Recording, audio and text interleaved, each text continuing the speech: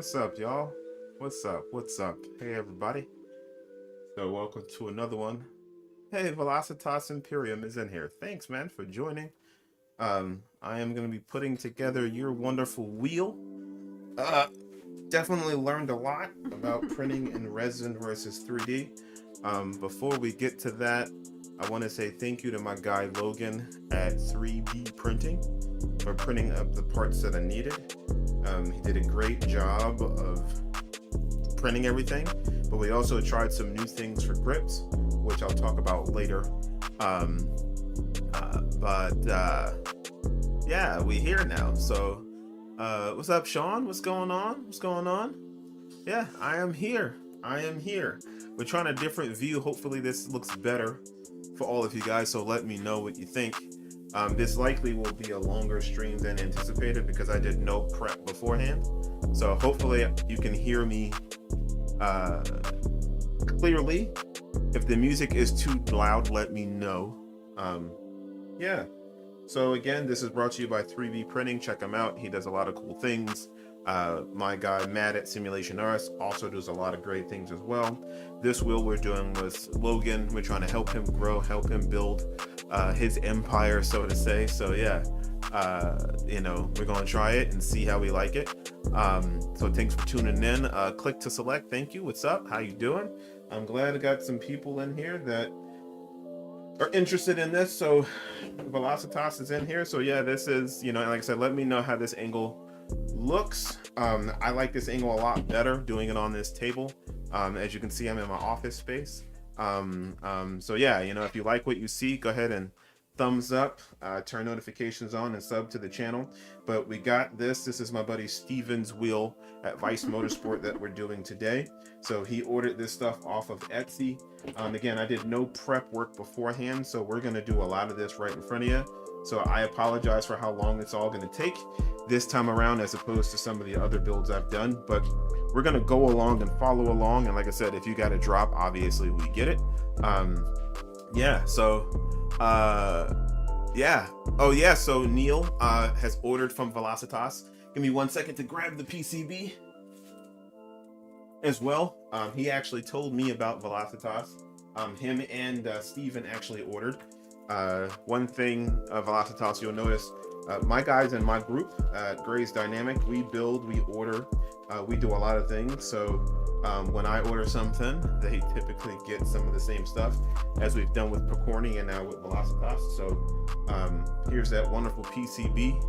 So yeah, we ordered the PCB directly from Velocitas. As you can see, it comes with everything's pre-soldered on there. Again, makes my life easy.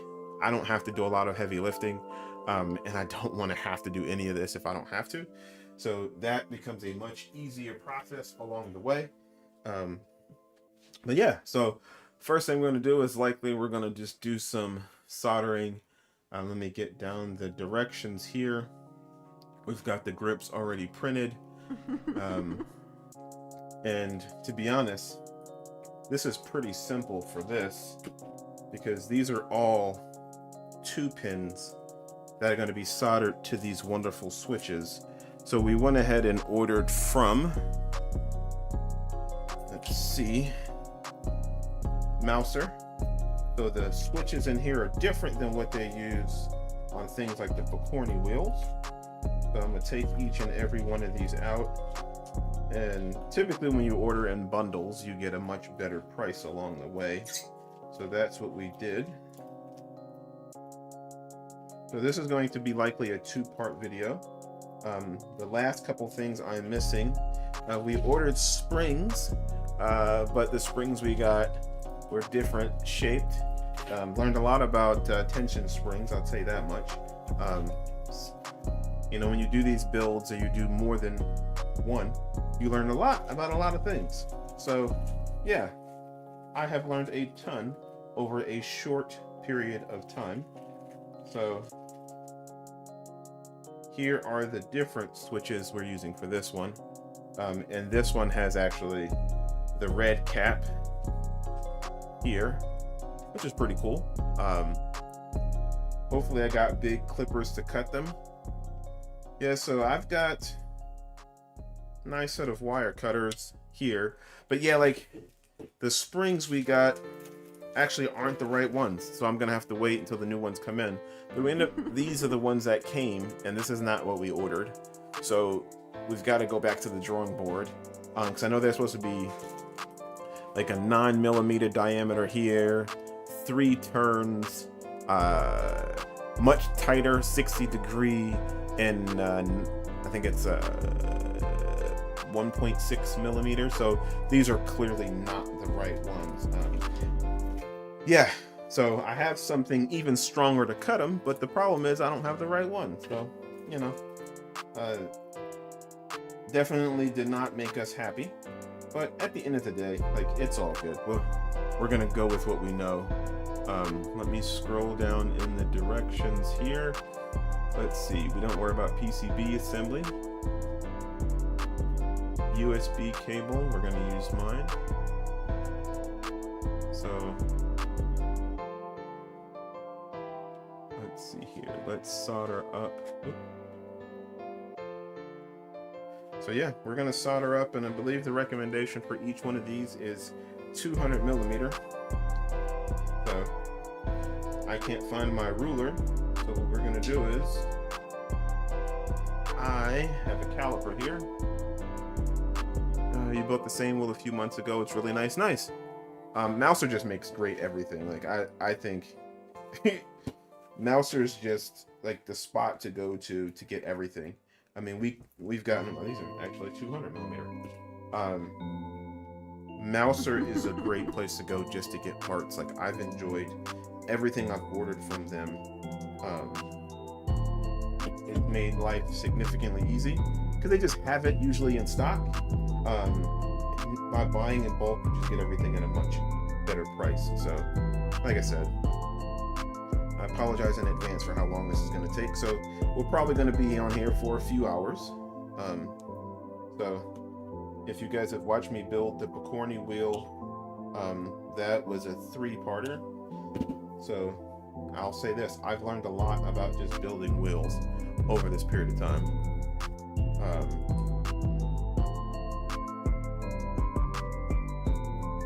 I may want to cut these shorter than 200mm. And I can definitely do that. I mean, obviously, it's not a problem.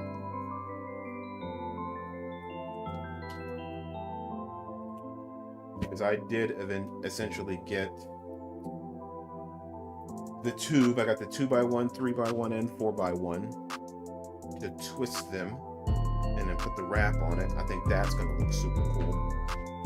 But yeah, I was going to buy some more of these from AliExpress, but I had all of these I had sitting around. I figured, why not use these? I mean, I've got a ton, but it'll make life easy on us. We'll recycle and reuse. Save what we can. So, make life easy. So let's see here. So you're saying cut these shorter than... Get to...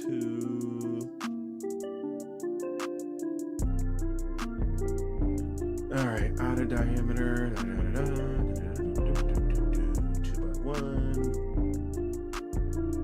3x1, 9.5, 4x1, out of diameter, 12mm. Okay. Yeah, heat shrink I know is optional, but you want it to look nice, so why not?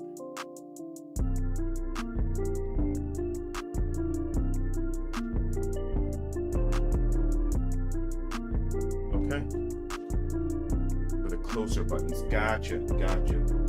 So what I'm going to do here is we're going to grab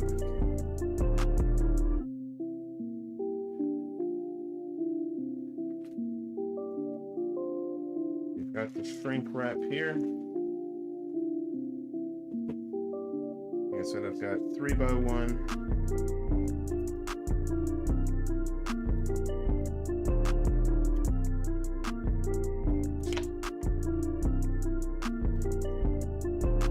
Thanks, Natty. I appreciate you, man. I appreciate all the support you guys bring to the table. I can't tell you how much it helped. My little channel grows along the way. So for the closer buttons, we'll make it shorter. I can definitely do that. Cool. So this is 3x1. This is for sure 4x1. Let me grab some scissors out of my trusty drawer of things.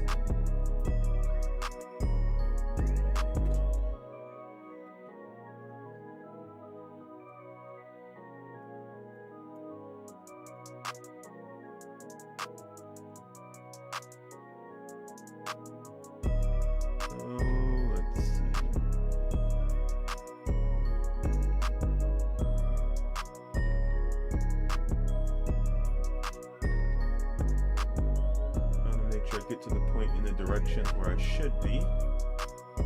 Clutch and shifter links.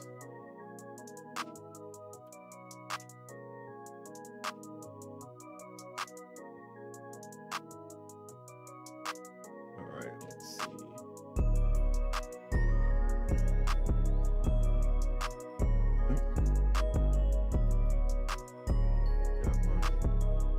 All right.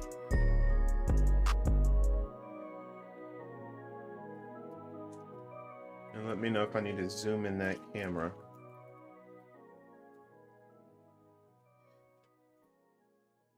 Just gonna take out all the buttons. Because they're all the same. Outside of the red button.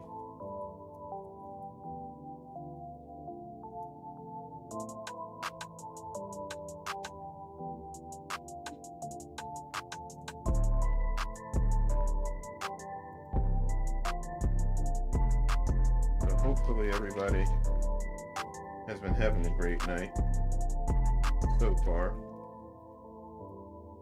There's no F1 this week, so... But then again, it's not like we wouldn't know the outcome.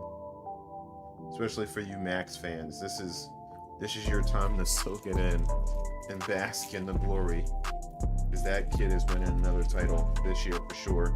And likely next year. I mean, let's be honest. I mean, you look at Red Bull and what they've built, the only thing that can cause them headache and pain is just imploding. You know what I mean? Like, I can't imagine just all of the headache of trying to run this team.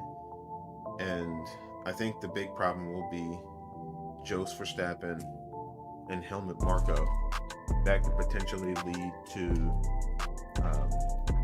a lot of headache down the road. So, yeah, that's going to be where I think things might go crazy. People actually like Max. Like, I'm a Lewis Hamilton fan myself, but I think Max, like, I think his personality as a driver is perfect. You know what I mean? Like, as a driver, he comes off very dry. But boy, you get him behind the car and that kid is amazing. Now, he complains like the rest of them. I mean, him, Lewis, Fernando, you know. Yeah, Red Bull definitely moves as a unit, but they move as Max goes, you know? And I think that's kind of evident in how you can see how this is. Like, last year was the first time they ever got a 1-2 in a championship winning season. And it kind of shows you how that car, or their cars, is always built to the driver.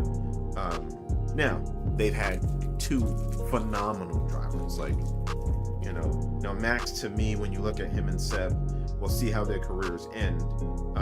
But Max is showing that he is a generational talent, you know what I mean? And I can appreciate generational talents. Obviously, I think Lewis is the same. I think they're both generational talents, once in a lifetime talents. Yeah. Oh, Lewis complains just as much. They both complain. What's funny is that's what you expect from the greats. So I think that's what we have to be honest. You know, it's like, I expect you to complain because you have an expectation of greatness. And is it complaining, or is it trying to just get the best out of the car? That's, to me, you know, where each person, you know, can go their own route there. But I think ultimately, you know, depending on who the driver is, like, if you want to be great, complain till they get it right. But first we're going to assemble clutches, because in the directions it talks about assembling clutches and shifters. So I'm going to do that first, because that's what it says in the directions. But yeah, like, I love Lewis, but he whines at times too much. You're just like, dude, shut up and drive. I mean, even Toto's had to get up there and be like, Lewis, we know the car is crap, just drive it. You know, do the best you can with what we've given you. And sometimes that's all you can do. Do the best you can do with what you have. Let's see.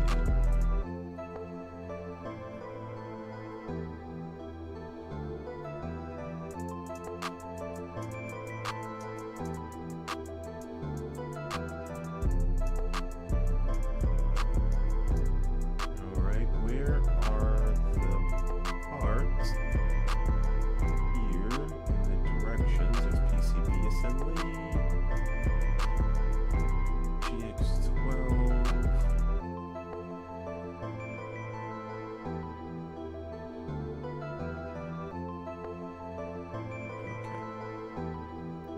So that's not the first thing we assembled, but that was the first thing.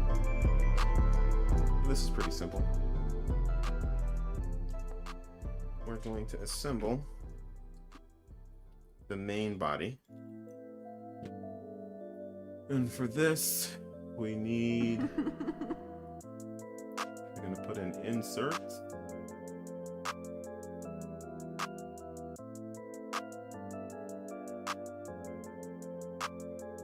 Insert, let's see, goes this way.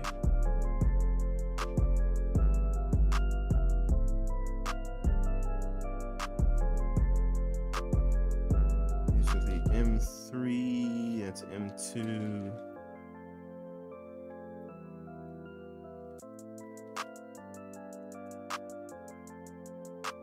For the shifters and clutches, they are in a separate guide. Yeah, I'm trying to find the guide. The shifters are quite simple, so you just follow the technical drawing and the same idea as the clutches. Yeah. Let's see the printables page here.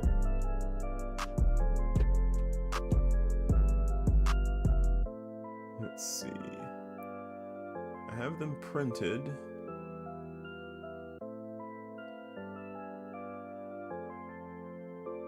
Let's see.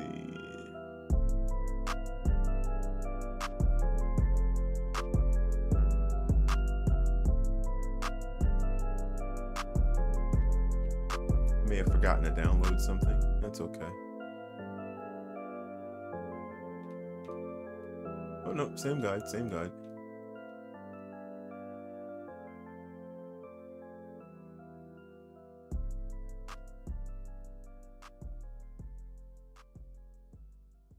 Okay, I'm looking at the same one. The shifters are quite simple.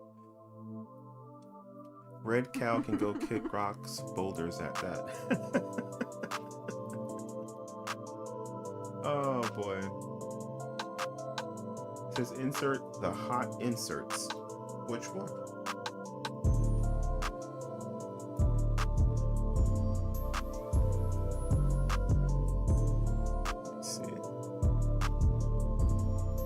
Let's see.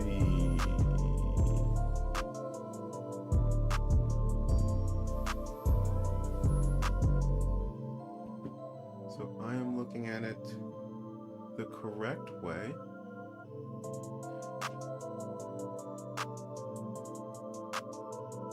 Okay, this way.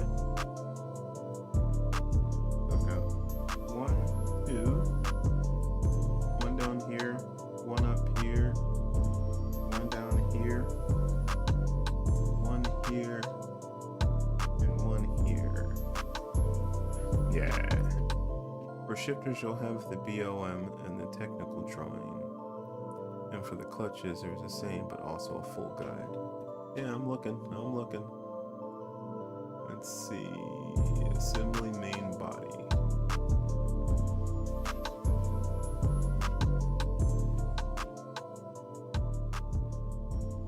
Let's see, assembly guide, shifter and clutch. Okay, magnetic shifter.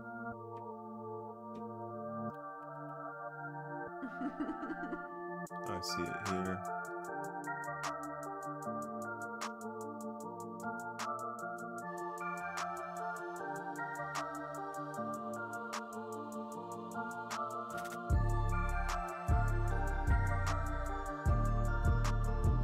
No, I have not joined the Discord. I may have to do that. Hold on. Yeah. I have the guide from...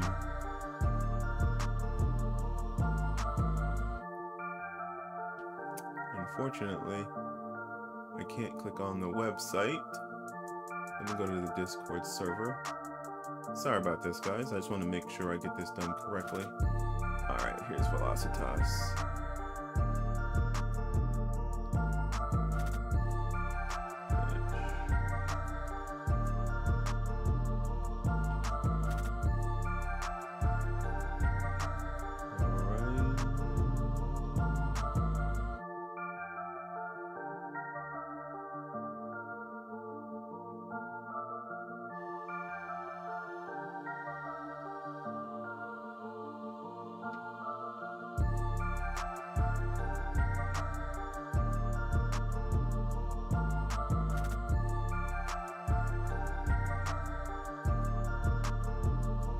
I think I found it here. Lynx Gerber. An assembly guide.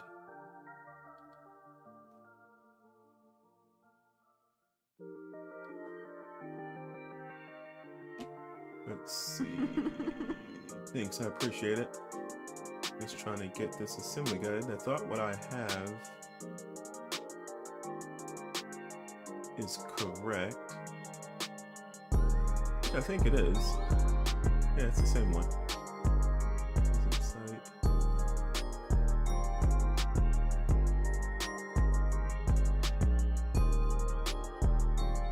Okay.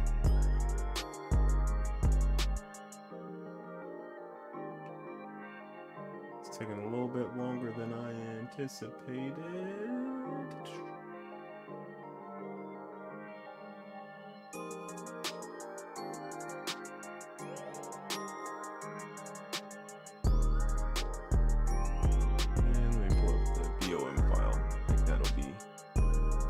Easier to understand what goes where.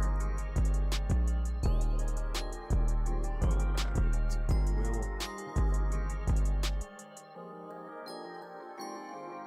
shifter, clutch.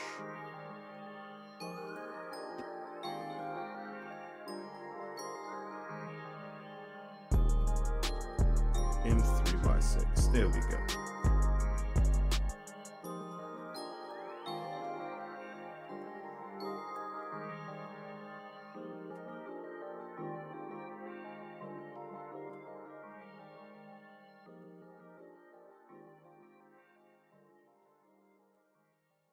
Let's see. Heat inserts M3. Yep. These are M3 4x5s. What's up, Norman? Hopefully Bermuda treat you nice. What's the weather out there? So we're inserting these 1, 2, 3, 4, 5, 6.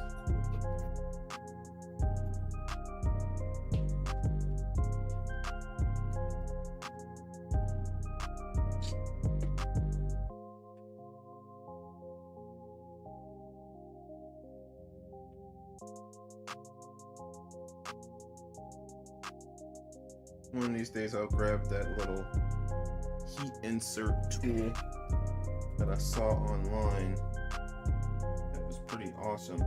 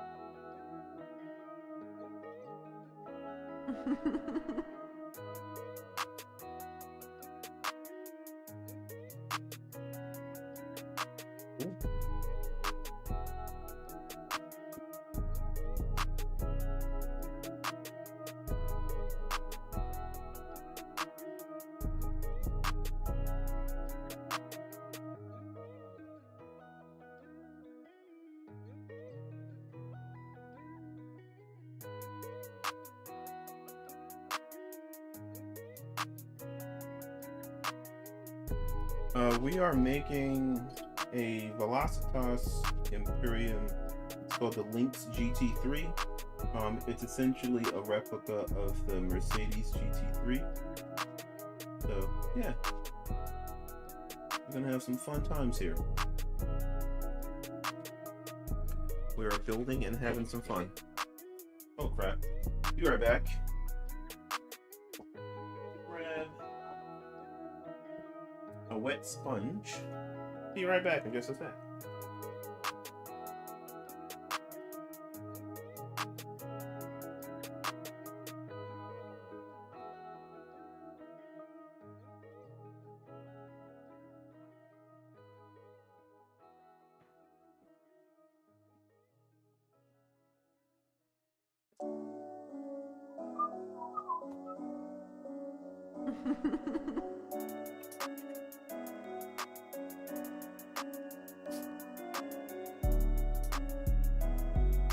Alright, that was a simple part.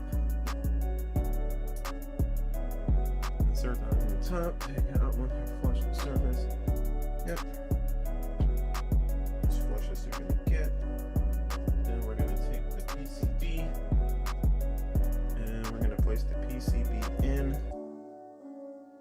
Okay. This side this way.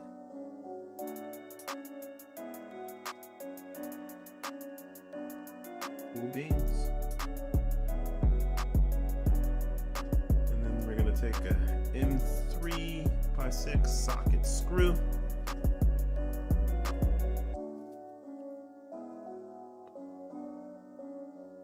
Weather a lot better on our side of the globe today. What's that? What's that mean? What's that mean? How nice is it? 75. I mean, we had a 70-degree day today, so I can't complain. M4, M3x6. Yep.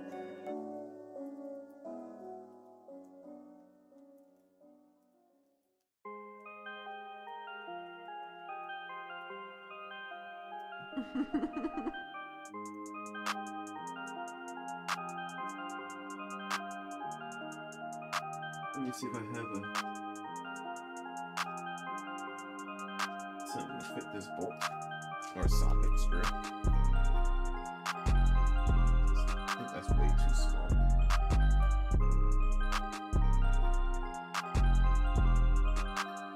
Way too small.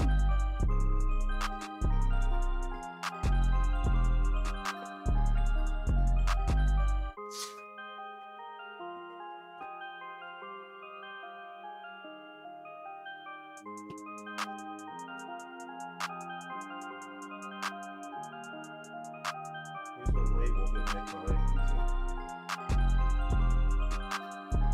Okay. Turn the torque down really low because we don't want to strip anything. We've had that issue in the past. We want to be simple and easy. Oh, wait a minute.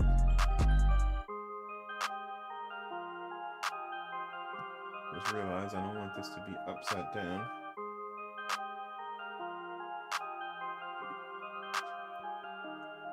Yep, we almost put it in upside down. That wouldn't have been fun. Because yeah, these should be facing up towards me.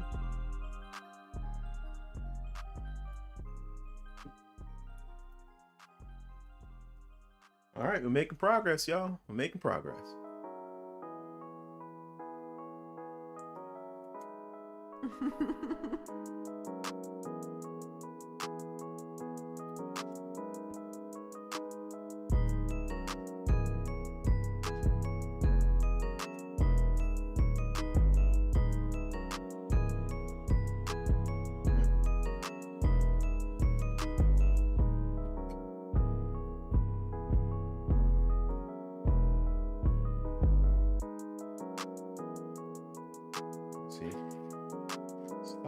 stops, and then we can manually do it.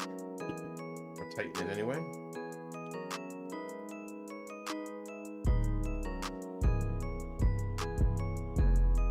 What are you listening to? Actually, these beats are by a kid named Ricky8 on YouTube. I told him I would promote his stuff, so I need to update the tag on the YouTube channel. But yeah, nice young kid. I do Uber on the side to pay for all this stuff. Now granted, this stuff is for Steven, so this is his build. He paid for this stuff. But traditionally, what I will do is drive Uber and save up money so that I have some extra to buy all this wonderful gear. But yeah, that's typically, and I met him while doing Uber.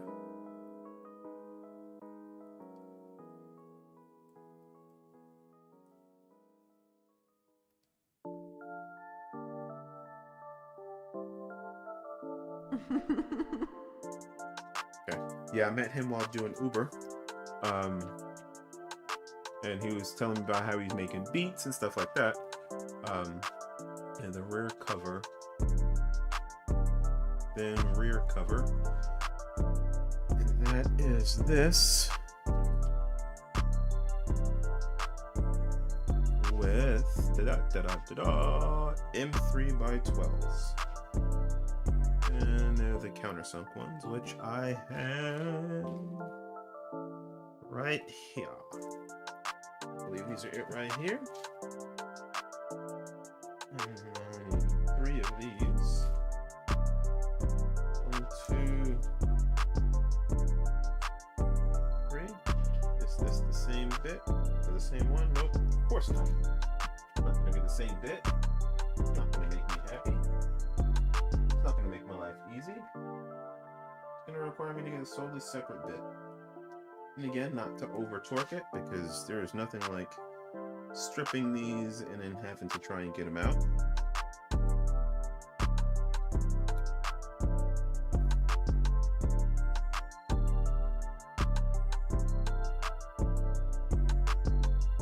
And there's one.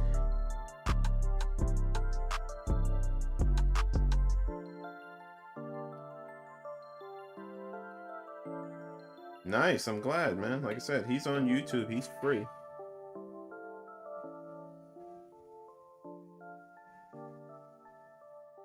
Yes, Velocitas is here, and I want to thank them for tuning in. I did tag them in it too, just to kind of alert them that, hey, this guy here is building one of their wheels. Come check me out.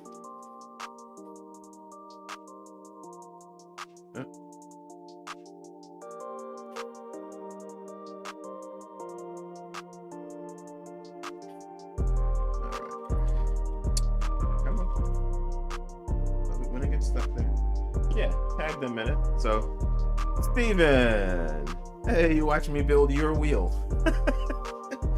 Second time's a charm, right? Second time's a charm. All right.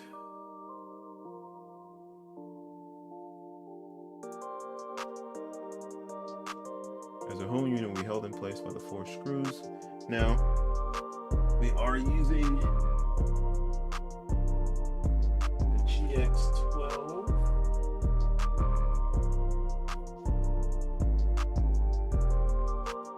So Steven, oh, man down.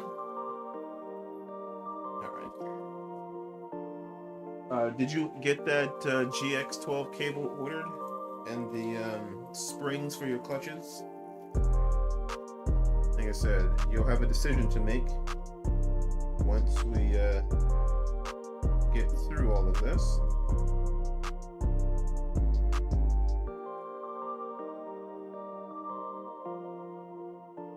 I will go ahead and connect everything.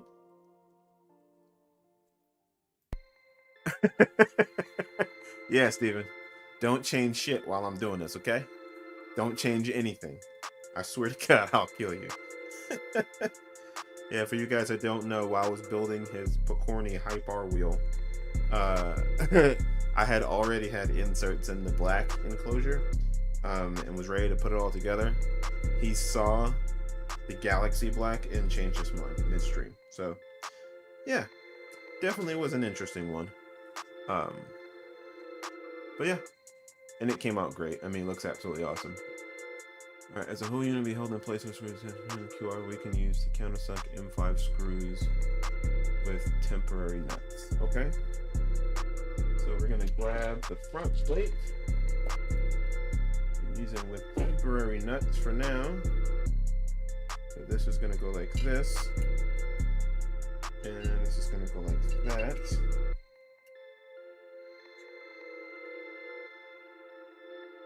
Okay. And it's going to sit just like this. Okay.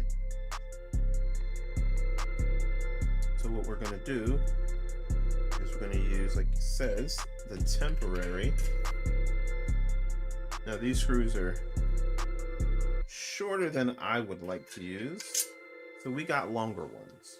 But for now, yeah, I actually got 65s because I'm going to likely put a spacer on it so I can test it out before I send it to Steven. So I get to test out a wheel I won't keep. But hey, you know what? It's cool with me. Thought this was flat enough to poke these through, but obviously not. Yeah, that was funny.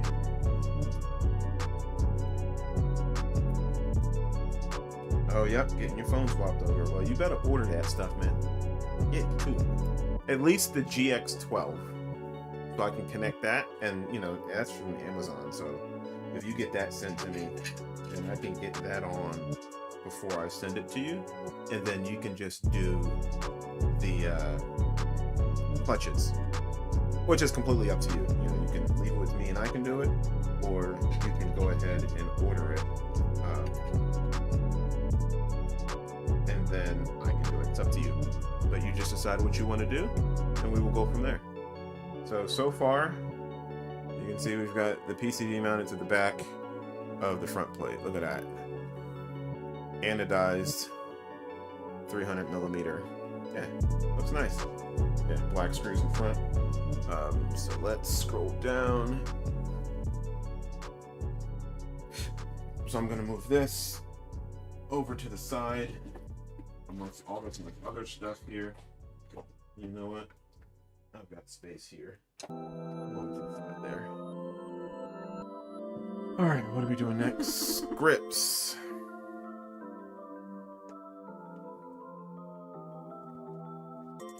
Okay, no worries. Like I said, as you know, the springs will take a minute to get here. Once they come, I'll get it finished off and sent back.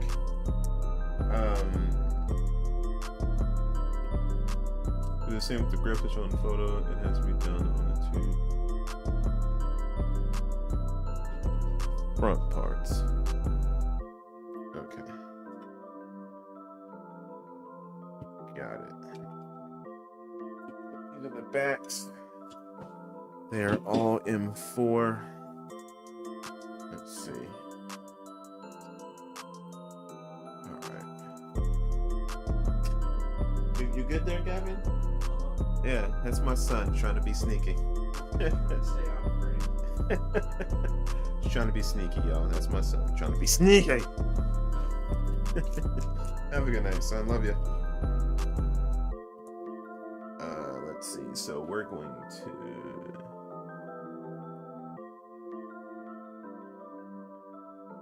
Alright, do the same with the grips as shown in the photo. This will be done on the front two parts. So we are taking 4 of these and we're soldering them inside the grips here.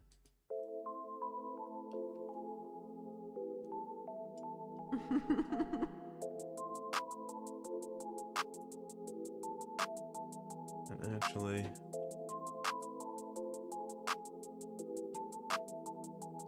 let's do this. I'm gonna try something for you guys.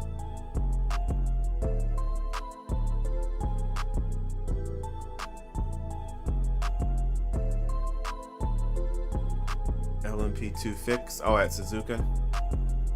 That should be fun. I'm not a fan of Suzuka though. So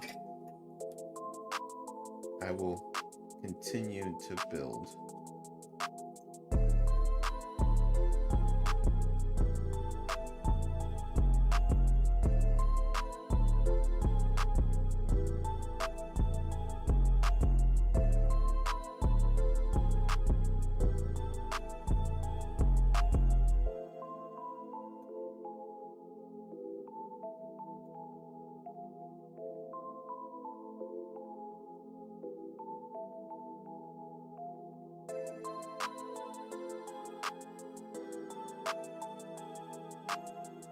Typically, as you can see, I'm going to each side.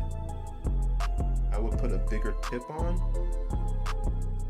but I don't feel like taking off and letting this cool down to put a bigger tip on. So we're going to just use this one. I'm going to push while heating it up. But normally I would take this tip off, because it is way too small to use as an insert. And I will have to get... Haha, kids always forget that mom and dad were kids once too. Yeah, hoping to have another big IR game. Dude, you should be doing that IndyCar, man. Like, that's where you can get some big ones there too.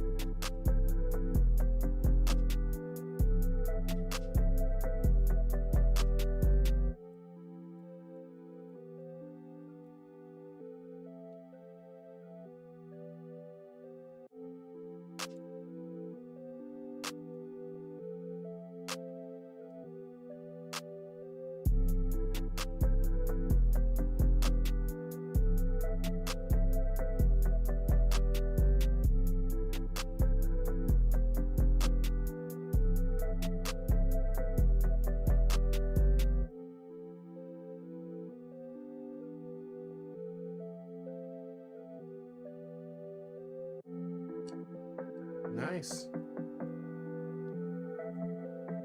Inserts are going in as expected. Takes a little bit longer when you don't. Yeah. Oh, okay. You only like to run the whole 55 or large season in Indy. Gotcha. Yeah, I ran 2 races the other day. A lot more people in them splits, I tell you that. And I didn't practice with alternate or primary tires at all. I only use alternates, and yeah, to say off the pace for sure, like, yeah. But it taught me a lot about IndyCar, I'll say that much. I'll be doing more. I'm loving having the oval, the formula in, you know, sports car and iRacing. Which, how do you guys feel about that now that they split it? Do you like it? Do you hate it? I think it's beneficial for everybody, because now it puts you in proper splits where your racing belongs, especially if you do both. Like now I'm like, all right, I can do open wheel without fear of, you know, losing for road and vice versa. So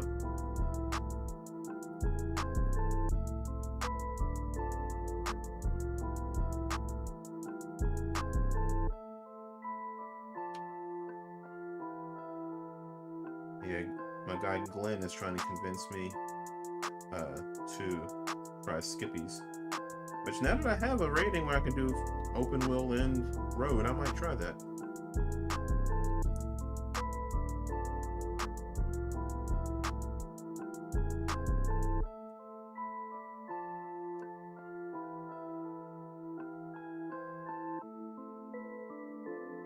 So, any of you guys put together any wheels, any fun stuff? I know a few of my guys have put together some of the Pokorny stuff. Whether it be the Rally DIY or the Pokorny Hype R, or I know one guy said he's already put this together. So, which I appreciate. Was it Click to Select? I think he said he put together this as well. So, oh, is this 300? Yes, it's a 300 mil. What is it, 300 millimeter? I forgot to answer that question, Norman. This is for Steven. I believe it's 300 millimeter. If I'm not mistaken. I could be wrong. But I believe it is 300 millimeter.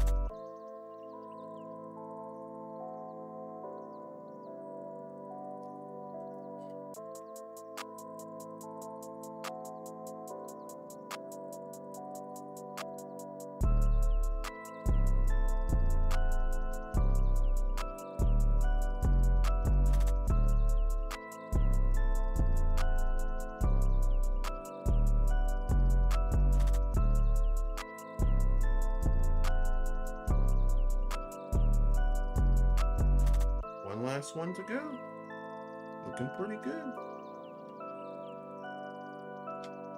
And like I said, I will be getting, since I plan on doing more and more builds in the near future, the goal will be to get better gear to do that with.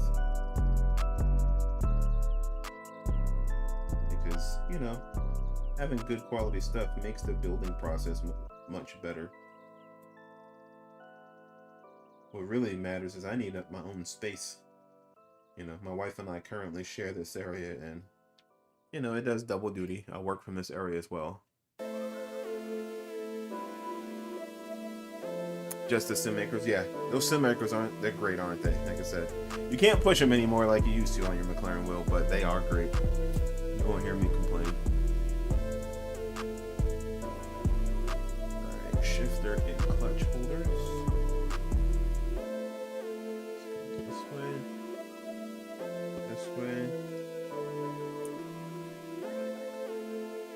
This way and this way. Alright, let's see. Insert the heat inserts into the holder. So Velocitas, if you're here, I would say the one thing I would recommend in your directions is when it says insert the heat inserts into the holders, I would mention which heat inserts, because you mentioned the screw.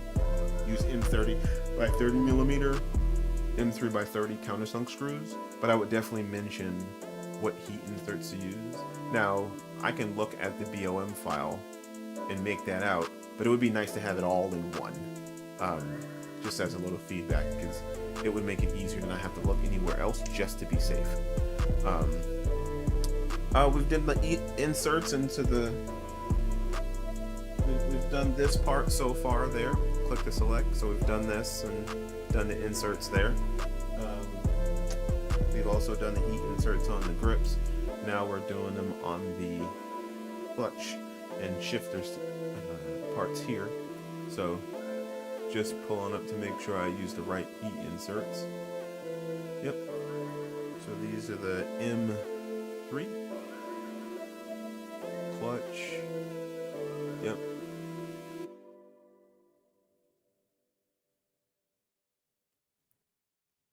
So, wait a minute.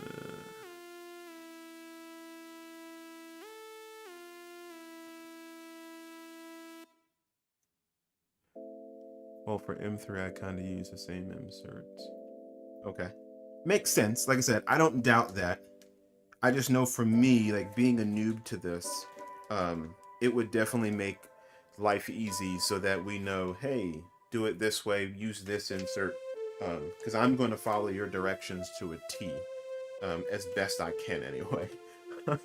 You know what I mean? Because, you know, I'm not as experienced in this as some others, but I have more experience than those who've done zero. So, you know what I mean? I've done, you know, this will be my I've done 3 wheels, Picorni Rally, and now this makes my 5th. So, like, I don't have zero experience. Yes, it does have clutches, Neil. But I don't have zero experience, but I also I don't have a ton. So just, you know, saying, you know, for future, if you ever put out an update, I would just mention which ones, so that it takes out the guesswork. But yeah, thank you. I appreciate it, man. You know, because, you know, we all want to consume your products, you know, and I know, like I said, for me, this is all a learning experience. So the more we can learn collectively, the better we'll all be. Yeah, because already I like the way it looks, and like I said, I have enough wheels as it is. But thanks, man. I appreciate it. Like I say, yeah, the more you can put in the directions, the easier it is. You know, because like I said, we want to build your stuff. We just, you know, us rookies don't want to be lost. Like, you experts know what to do, and we're sitting here like, dude, I don't have a clue. So yeah. Yes, and I'm gonna have to push this down this way. So my soldering iron will touch the sides. So I don't want that to happen. And deform the shifter, because it started to touch and I don't want that to happen. So we're gonna lay these in. Yep.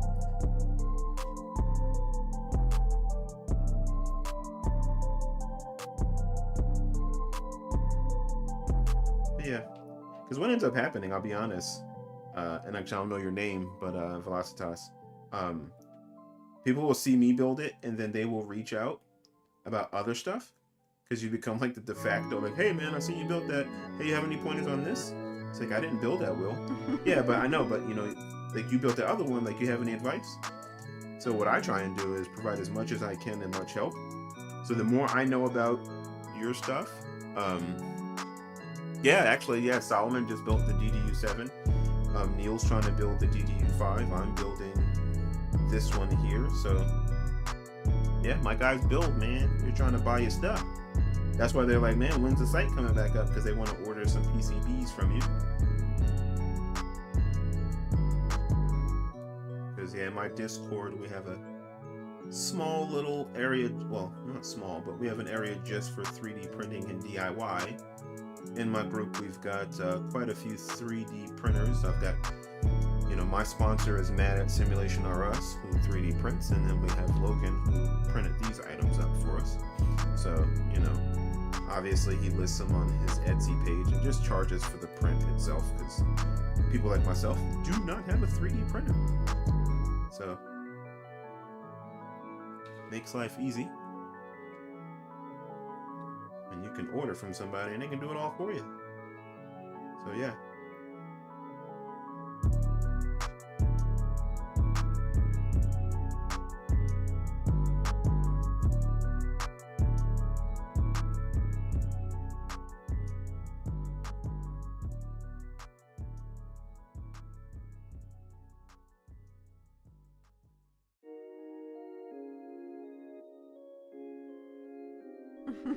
Cool. We'll definitely send pics to you, man. We want to support you and help you grow as well, man.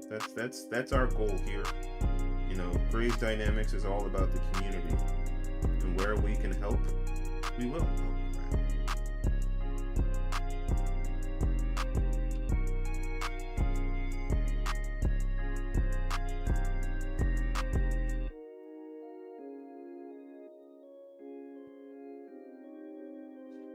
There we go.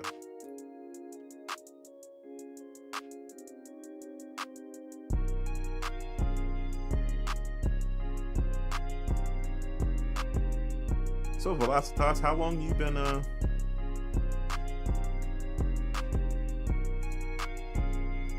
if you Rufus, we'll talk soon.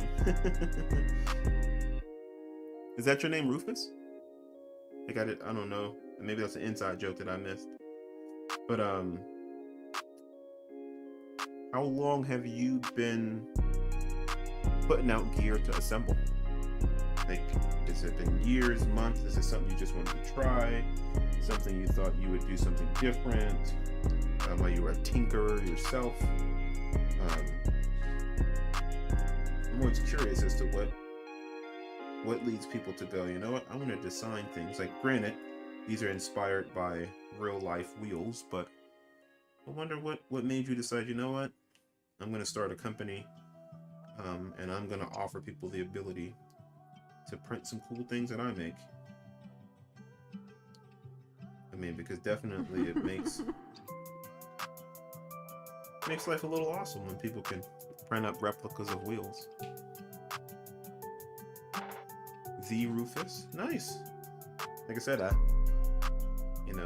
am new to the DIY world. I see it all the time on Facebook, and you know, people talk about it in YouTube, but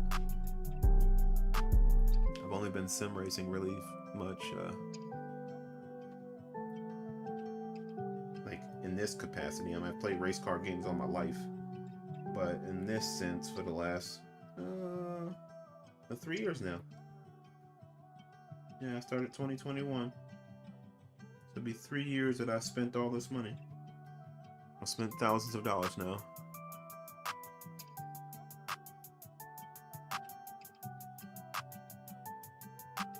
Yeah, I think Velocitas, I think it's saying Rufus is the guy who's on here from Velocitas. Hopefully I'm saying that right. Velocitas Imperium. Sounds like something you hear in a movie. Like in some futuristic movie where this company owns everything. You just see that logo on top of the building. It's like Velocitas Imperium. Let's see. Alright, we put that on there. I think I just missed in the directions. I had them up. Don't know, I just missed it. You know. Idiots do as idiots do. Alright, so M3 by 30. Yep.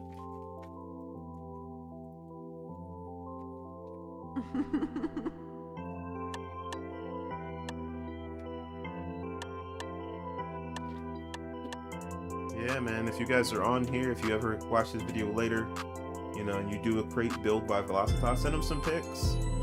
Let them know you support them in any small way you can. And like I said, we are here to help the community grow as much as we can. Alright, let's see.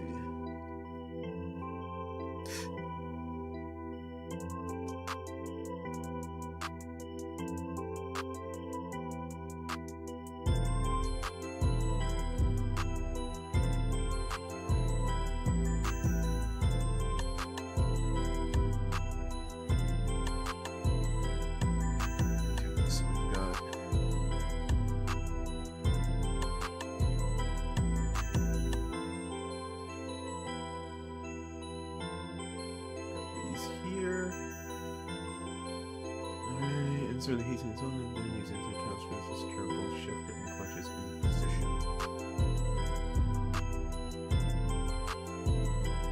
This is going to go like this.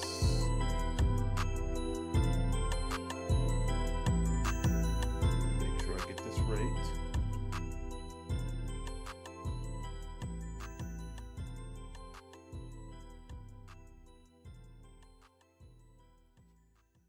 Let's see.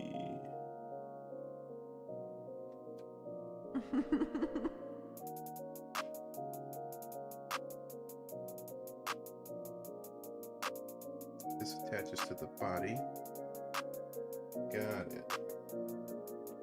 This goes like this. Okay.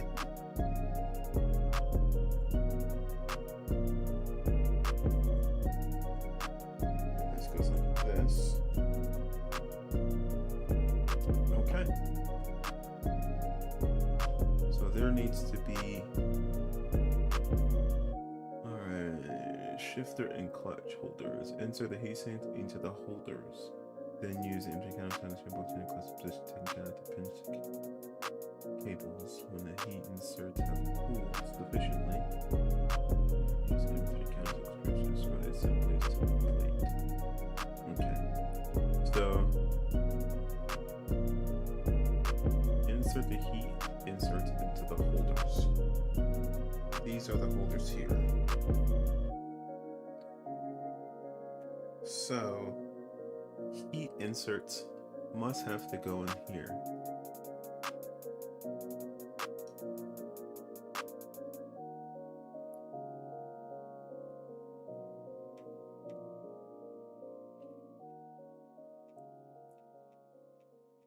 Get a picture.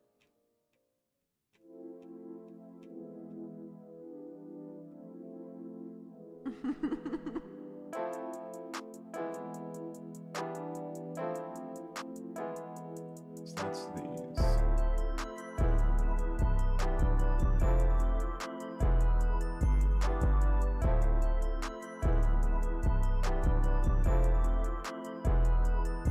So I definitely would say picture, see how they get assembled there.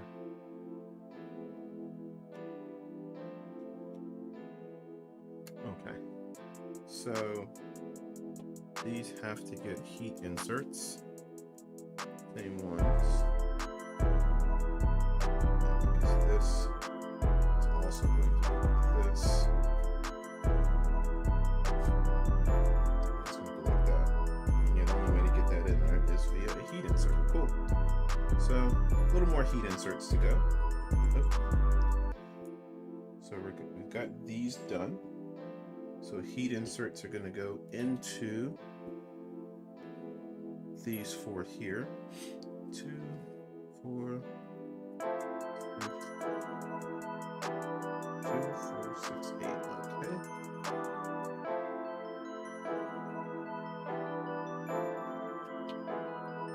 All right. Thank you guys for staying up late with me tonight. I have a feeling we're going to be on here till at least midnight Eastern Standard Time. So, you know, for those of you who got to work in the morning, I get it if you can't make it all the way through.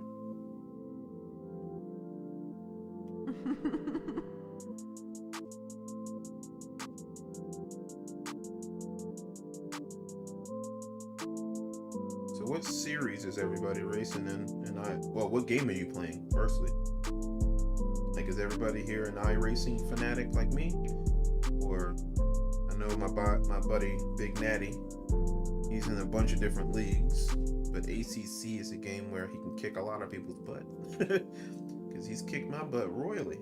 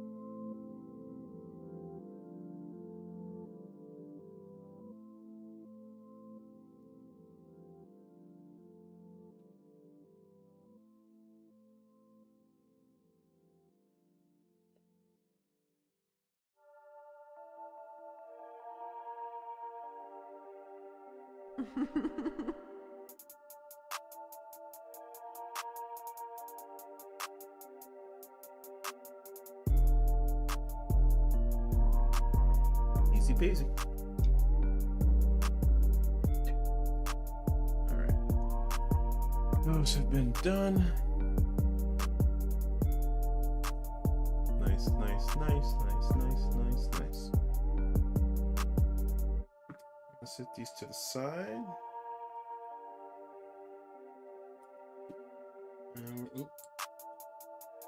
got some screws that are still in here. Let's move these screws over to the side.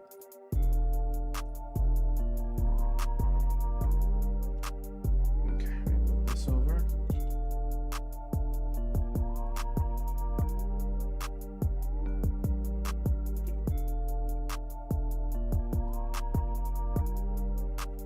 Actually, nope. We're not gonna move those over just yet. ACC AMS2 LME on a little race room every blue moon. Well, Natty, you gotta say iRacing. You do race with us in that. At least once a, at least, you know, 4 times a month.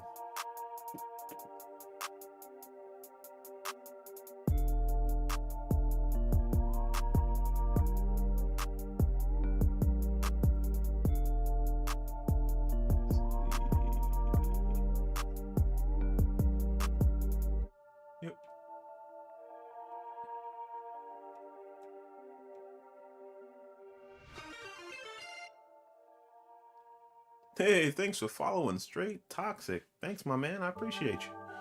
I appreciate you.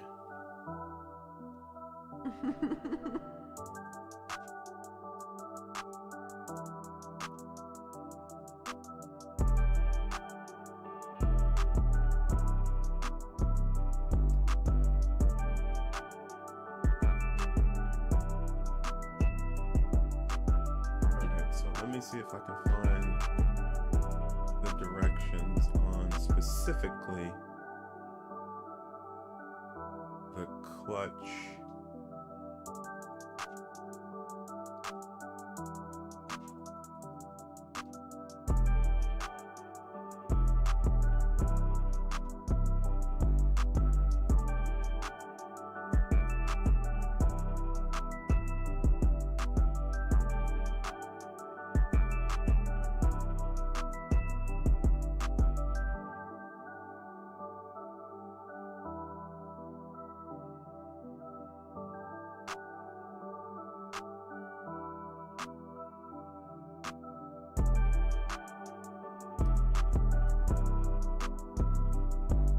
Press, but I don't want to use a press. I use a neat pair of pliers that I got.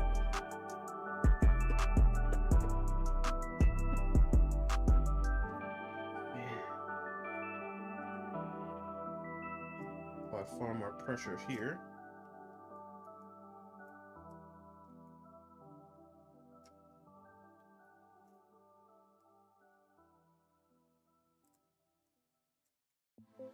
Okay. Yeah, it makes, so I would say having fun. I would say, am I having fun? But from the inside. So the bearing.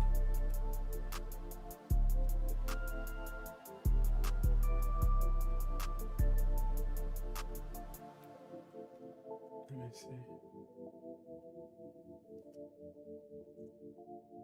Oh, you're right. Yeah, see, it doesn't. I guess I could have looked at the photo. I did not see that in the picture. So what I'm gonna have to do is now I'm gonna force that out. There we go. I didn't see that. So put from the inside. Thanks for saying that. Yeah, and I would definitely recommend.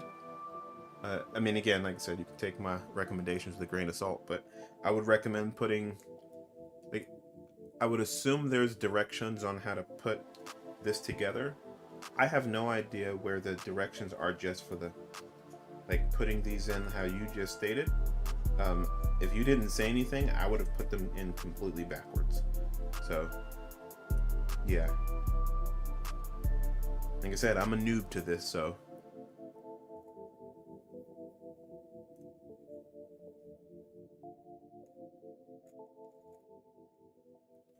Yeah, getting silicone grips, Solomon, I actually looked into that myself, like how much it would cost to, like, you know, just make them myself, like make a mold for, you know, maybe I want to build one, and oh my god, it is expensive.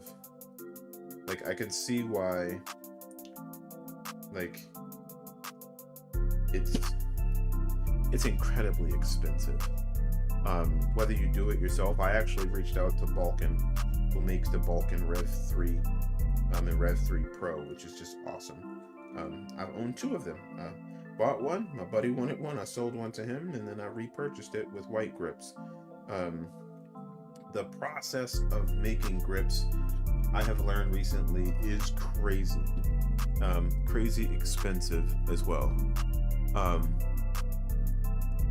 did I even get them to fit from the outside? I just pushed it in, like, I mean, yeah, these are printed in PLA, yeah. So I just pushed it in. Like I said, like, I'm using this pair of pliers, like, I just pushed it in. Which I mean, it'll fit through the center part, it just won't go all the way in and sit as nicely into the little groove, which I would have never noticed. So, like I said, I be a noob to this stuff. I'm learning each time I do a build. You know, those will be things I have to pay attention to next time. But I have now a wealth of experience from doing, yeah. If they are too tight, sand a bit and sagging. Yeah, they're actually not too tight. I can get them in pretty easily. I just don't want to use my finger to push them in there. Like, I'm not having to force this in. Like, it's just snapping right into place. So yeah, like, I can just push it in my finger, but it's like pressure or make my, you know, as they say, think smarter, not harder. But yeah, I've had to sand down parts before, because one thing I've learned about anything that's 3D printed for the most part is, like, yeah, see that fit perfectly fine, are tolerances. You know, everybody prints with something different. Everybody prints, you know, but yeah, I have my little Dremel tool, and I'll add the little sander piece on it if it's ever too tight. Like, see, I twisted this one, so there we go.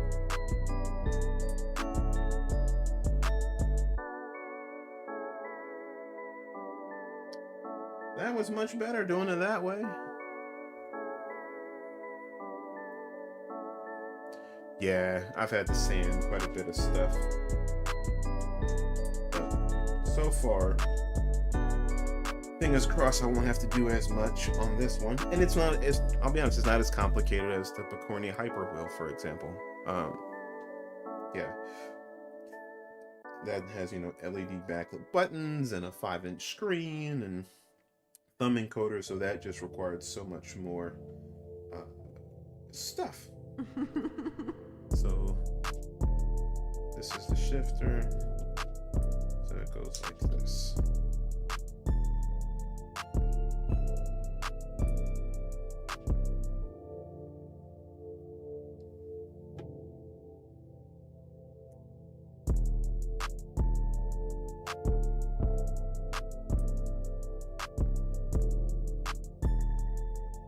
There we go.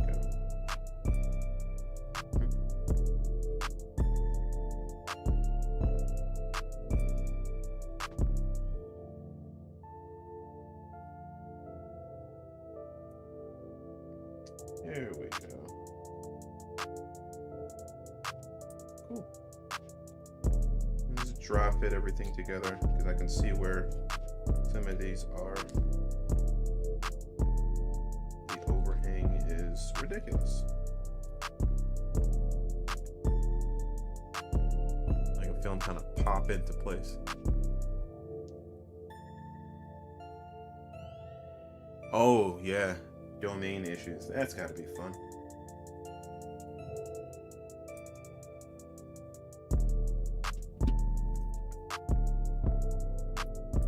Yeah, I have a domain through Google Sites.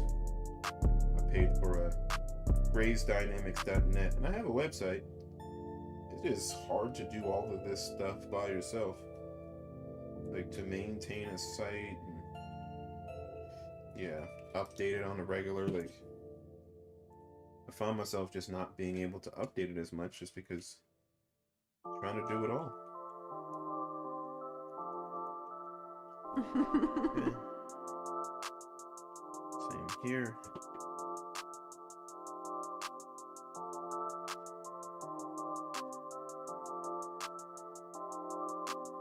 There we go. Like, you can feel it pop into place, and I didn't do that. So that wouldn't have moved efficiently.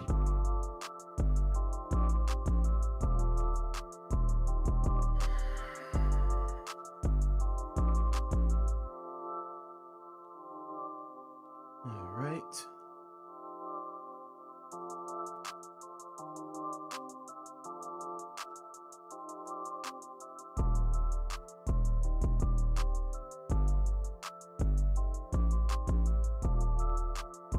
Assembling the clutches.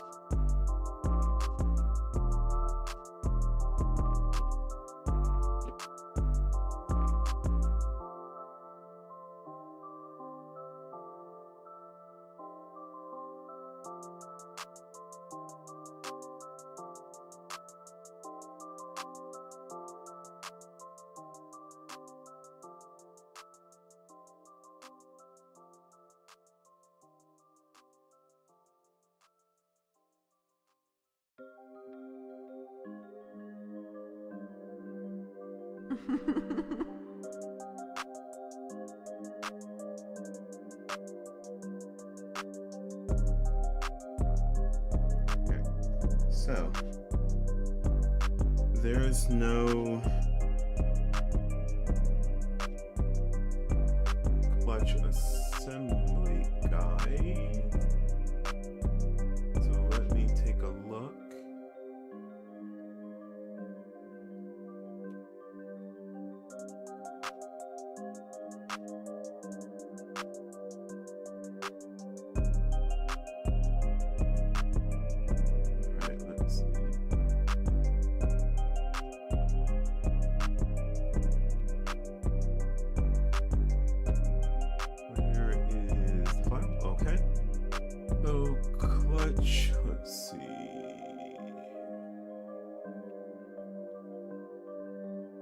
Got the magnet, ball bearing.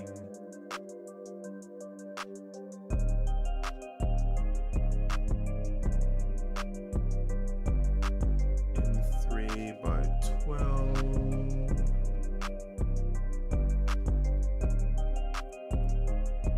And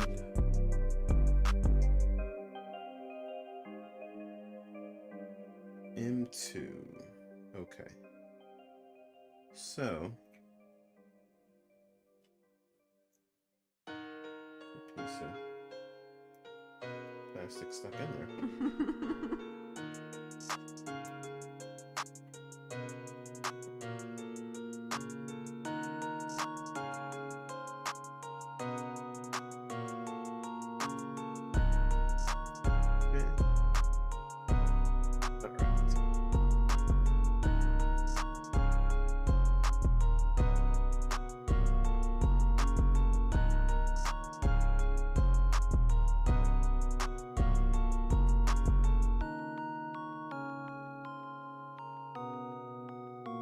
So clutches go like this, magnet facing down,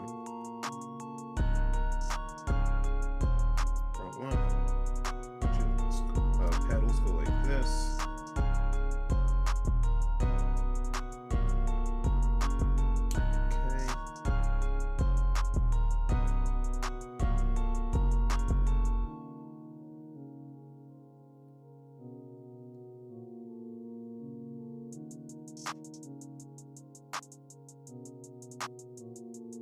Only thing I don't see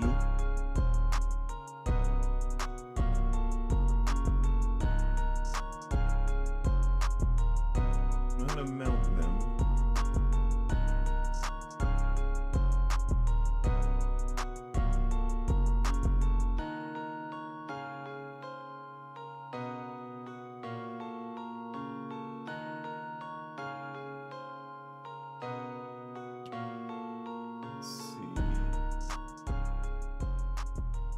M3 grub screw. So I don't see, and maybe I'm missing it, but I'm looking at the directions on page 19. It tells me how to assemble these parts, but it doesn't tell me how to put these together. Let me go to the Discord channel and see if I can find it. Alright, F1 chat.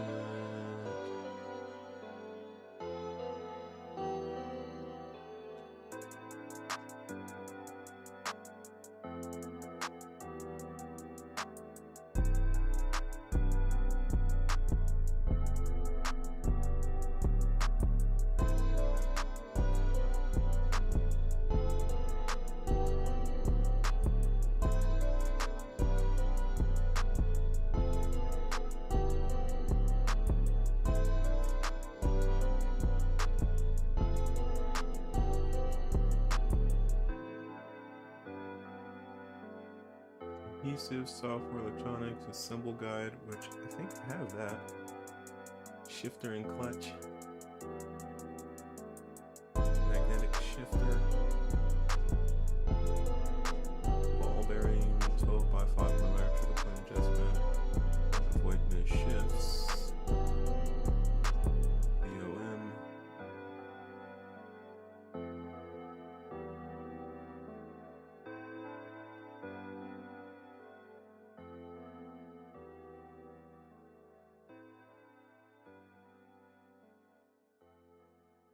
I have the directions. Maybe I'm just missing something though. So I'm on page 19.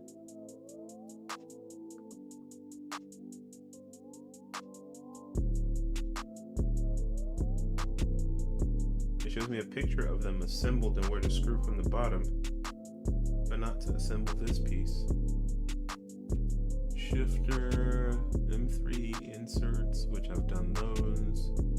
M3 by 12s, which there are 8 in total. 1, 2.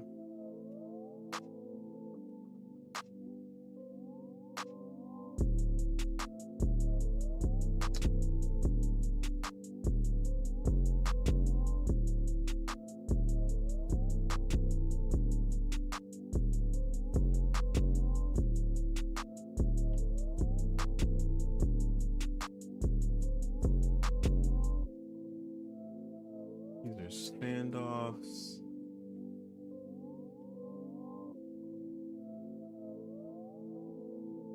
Yeah, I cannot find directions on how to do. I apologize, guys. I'm trying to figure this out as we go.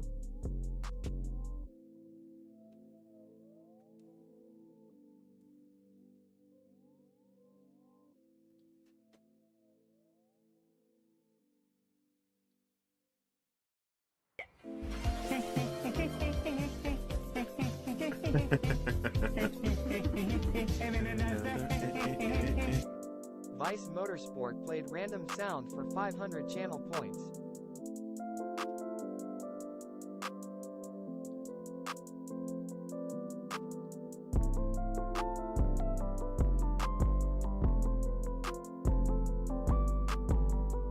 Nope, that's not it.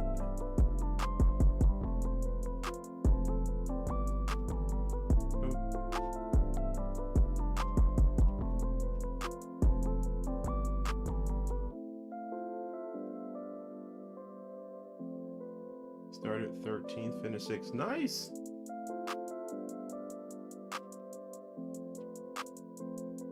You are doing better than I am. I'm going to need to run quite a bit of officials next week to get ready for the 12-hour. I saw the teams get put together. I was like, oh, I definitely need to bring my B game. Well, my A game is going to be some people's C game. But hey, you know what? We'll do what we do. The goal is to finish, race clean, stay on the lead lap, and gain some spaces if we can get lucky.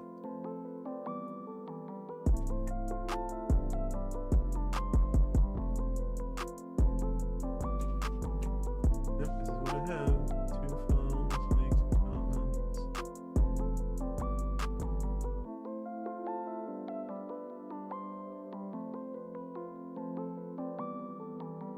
Okay.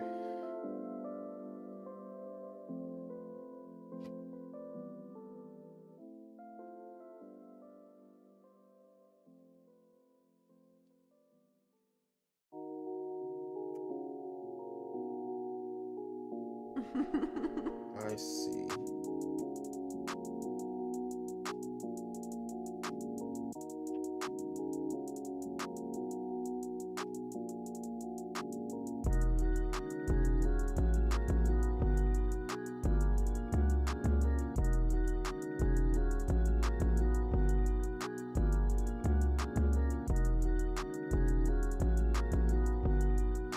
I see. And these are going to be... I'm having to look at a picture, y'all. Nothing going on here but the rent. Just looking at a picture.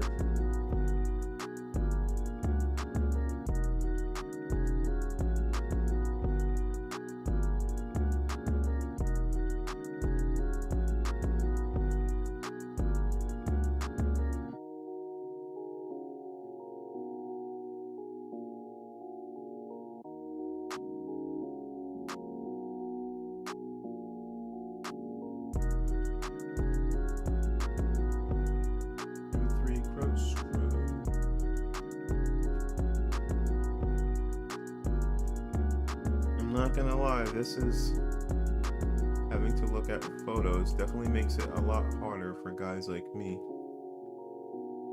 But I'm looking at somebody's assembled photo. So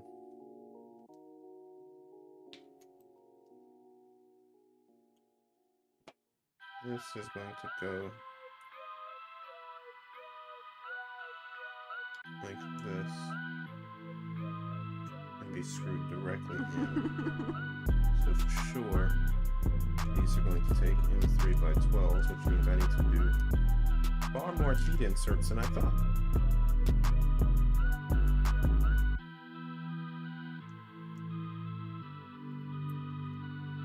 Yep.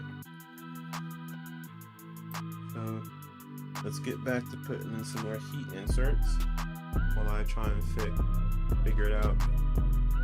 Oh, sorry about the light there. It's been acting up for like weeks and been lazy. Why did I pick this specific model? I didn't. This is actually not my wheel. As you guys know, if you've watched, I built a Type R wheel for my buddy Steven, who is my race partner at Vice Motorsport. I built my Hyper wheel, and I helped build my buddy Mike's, and then I built the Rally DIY. This is for Steven. So, yeah, this is his wheel. Yep. So yeah, he wanted a specific wheel to match. So, yeah. He wanted a GT3 wheel. He drives a Mercedes. And like a lot of guys, he wanted a wheel that literally was the same wheel that he races in the game. So I was like, cool. He's like, would you build it for me? I was like, for sure. I love free content. So it ended up working out overall for both of us. So let me make sure I get these in correctly. So that's gonna go like that.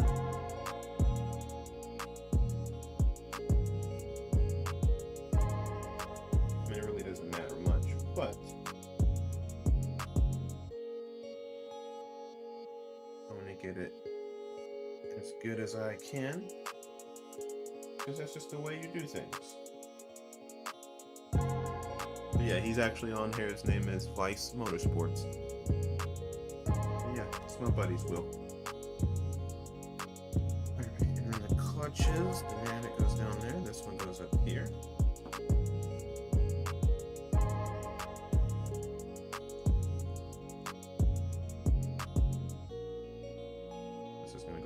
Side up.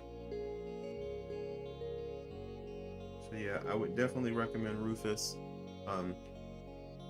All these steps that I'm doing, like I said, maybe it makes sense to somebody else. I would definitely say these steps and photos should be in your assembly guide. I think the key is remembering the audience that you're talking to.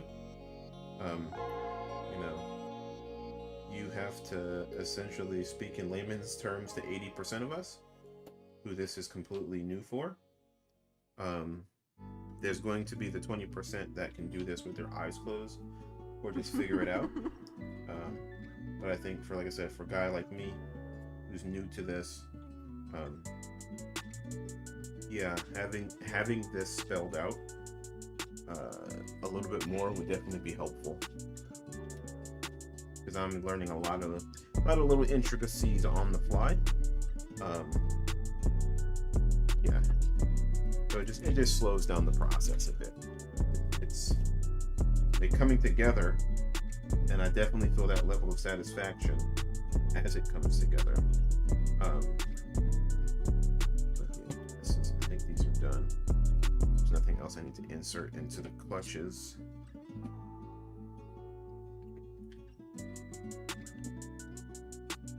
Nope.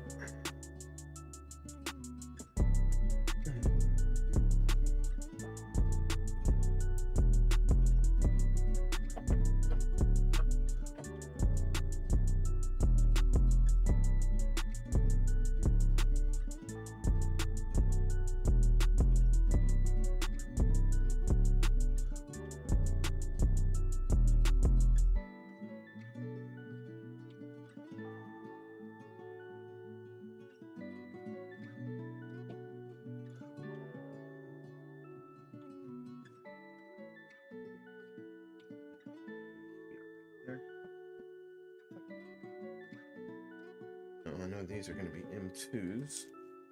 So, because that's the only thing that are going to fit between that.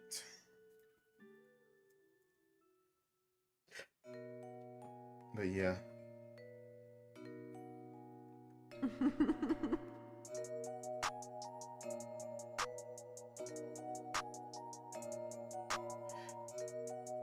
Yeah, click select. Yeah, so yeah, you know, like if you ask me to do this again, oh, it'd be super quick because now I get the concept behind it. At least I'm getting it as I'm doing it. And not to compare, because comparison is the thief of joy. You know what I mean? But I have built the Picorni wheels. Now I'm building this. Looking at both of them, both are great. I think they're awesome. I think where this could use a little bit of help is just in the assembly guide. Like, remember, you're talking to like people like me who, you know, who are complete noobs, and you know, you want me to come back and build wheel number 2, wheel number 3, wheel number 4. You know, you got people on my, you know, you got people who are a part of my group that have already built, you know, 2 DDUs. And may want to build wheels in the future, because these aren't expensive at all. Like, this is not as expensive as my Picorni wheel. I mean, that wheel was $800 to build. This is far less expensive. So you want us to keep coming back, but you also want to make it easy for the new guy who the first, like if this was my first build ever, oh my God, completely lost, you know? So I would definitely say it would be easier if it just had all of the steps, like do this, do this, do this, do this, do this. Like, it has pictures, but even if the pictures, like I see how it shows which screws, like it just said, okay, this goes there, this goes there, this goes there. Like, there are holes in this here for the clutch, but I can't see what that would be potentially used for at all. You know what I mean? Because there's a magnet here, but there's no reason to put anything on the other side of it. Yeah, so what we will do, like this piece here, like I know it's an M3 through one side. Is it an M3 through the other? Is that how it goes on? But yeah, the aluminum is most expensive than the PCB. Everything else you can 3D print. Like, I have some resin stuff here I was able to get online, and I actually got it from a guy here in Ohio. Where did I get it from? Give me a sec.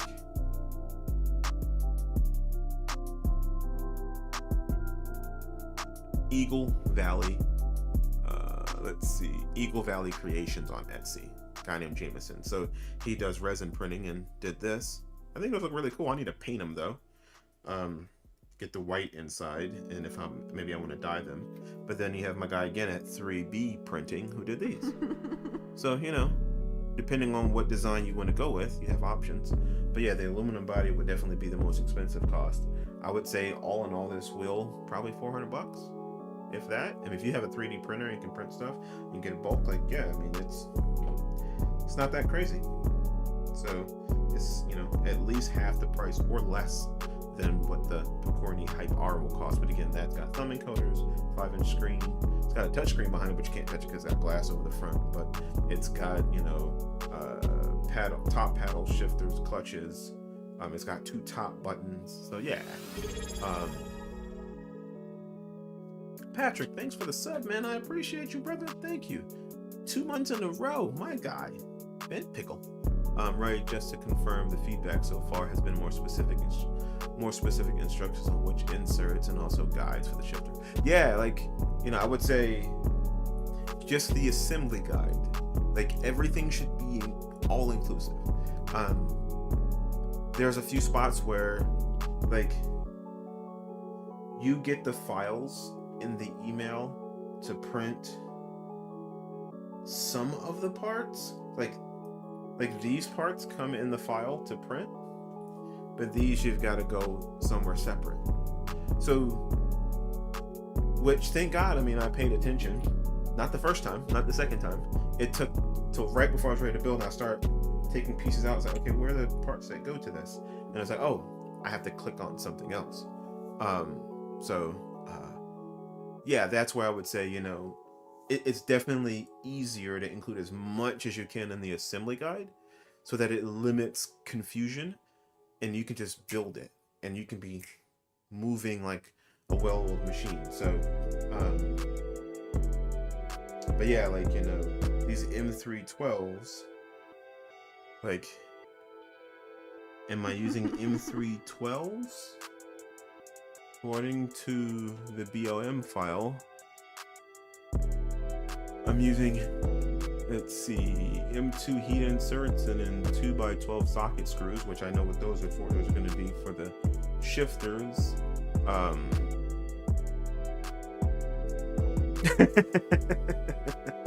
Yeah, man, you gotta harass people, and in a good way, you know what I mean? Because you like his stuff, you know what I mean? He's like, Rufus, man, I like this. Like, get your shit together, man. Nah, I'm just joking. But it's like, yeah, like you enjoy something and you want to keep doing it, and you want to tell the world about, hey, man, check this guy out. He does great stuff. And to do that, you don't want to have to also say, well, just be mindful that you're gonna have to, you know, let me help you on this part before you get started. Like, there's a little bit of that, but you don't want it to get confusing, because I am thoroughly looking at stuff a lot right now. Like,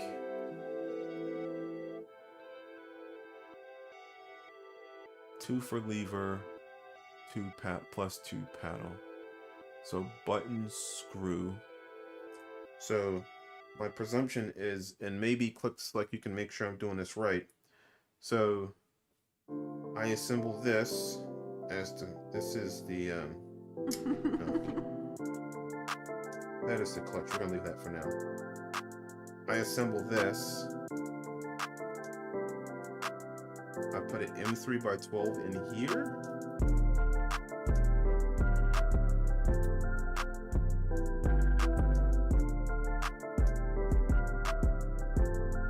Like, what am I putting, or am I putting an M3x30 through here? That's not correct.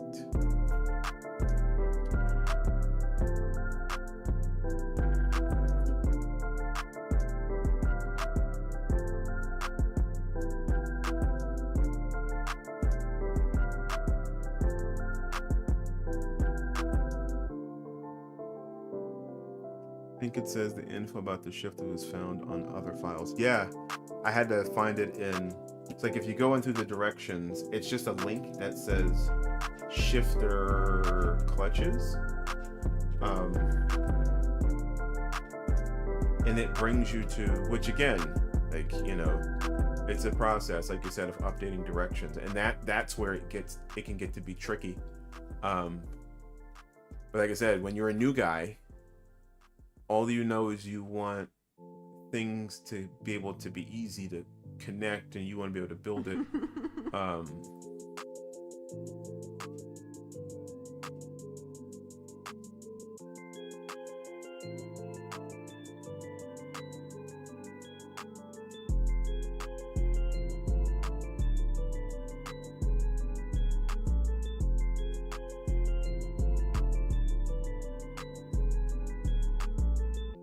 Waiting for the 296 but it's assembled by them. I might let someone do a review of it. Yeah, I got, you know, I will be honest, I like buying things and taking a chance, you know what I mean?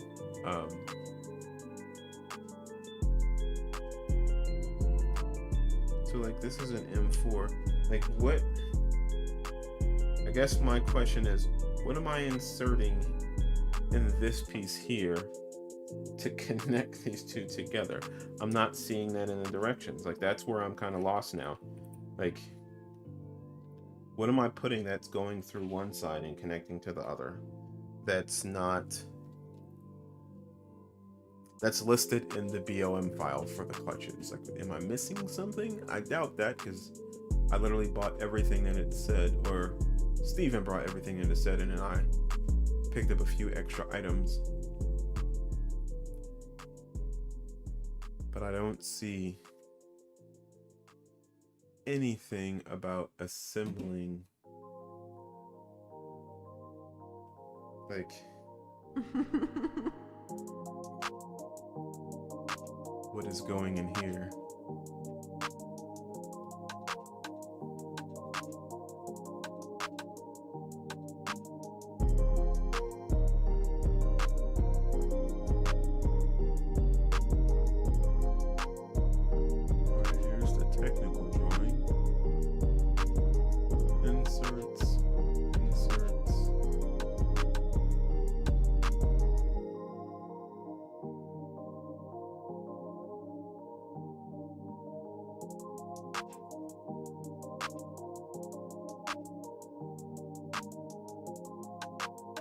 Aren't there heat inserts in the sides of this shifter lever?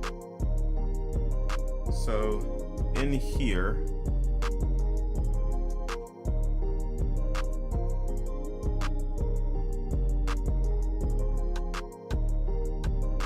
so you're saying heat inserts. All right, Patrick, man, you have a good one. I appreciate you, bro. Thanks for always being part of this and being part of the channel since the beginning. So, yeah. So, let me go back to the BOM file. Make sure I'm looking at this correctly. These are the shifters.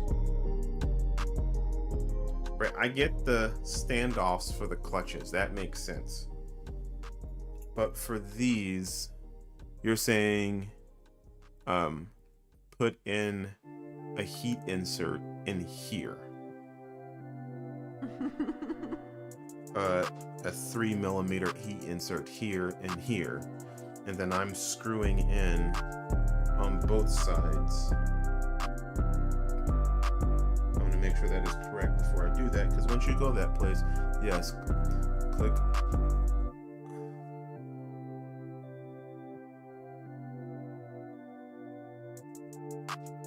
Yes, click assemble this will too. He knows better than me. As I built it once months ago. Okay, so I'm going to do that. So I'm going to take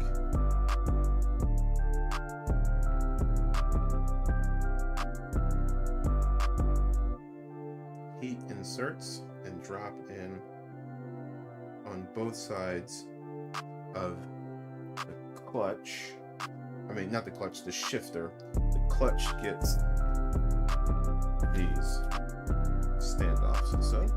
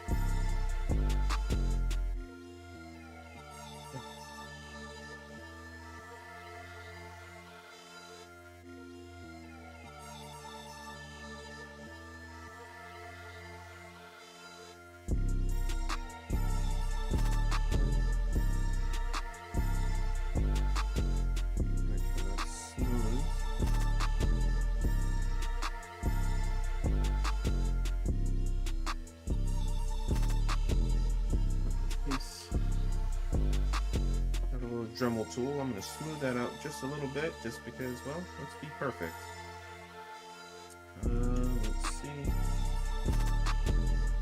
There's a little wrench in here. Wrench go.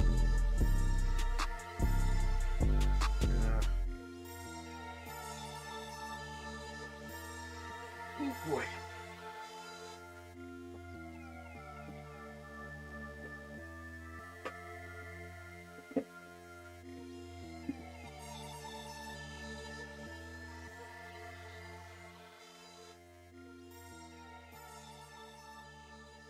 use my wrench.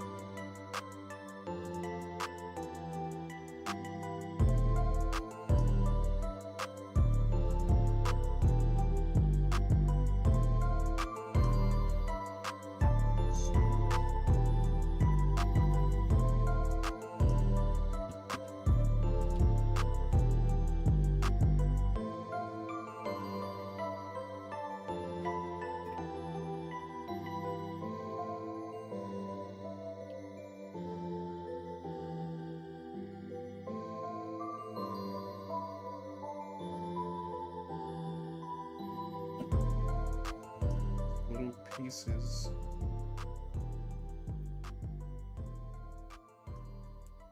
That are just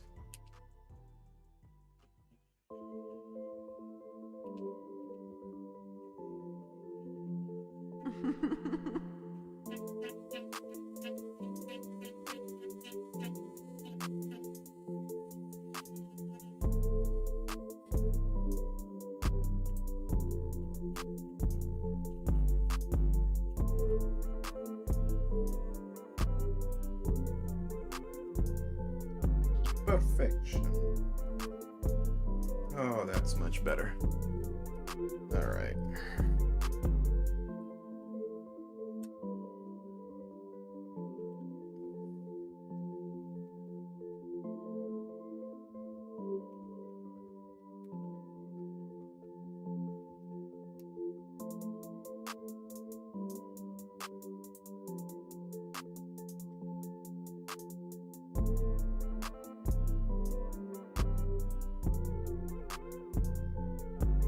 Almost perfection, almost perfection. I want it to be as smooth like this side. Smooth. This side. Almost.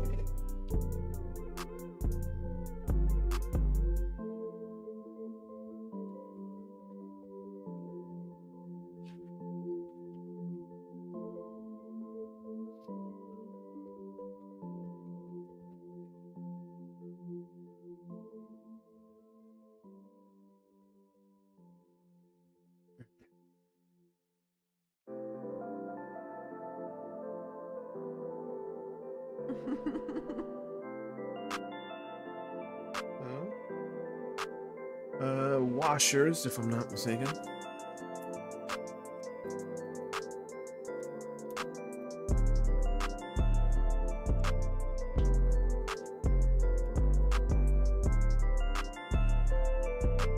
And the technical drawing, let me pull up the technical drawing.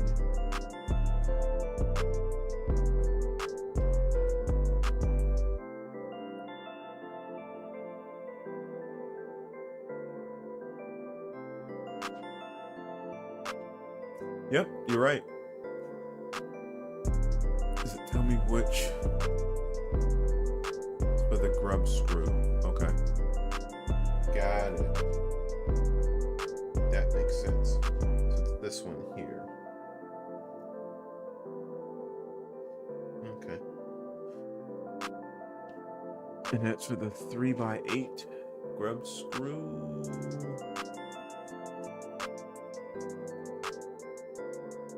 Yep. Thank you.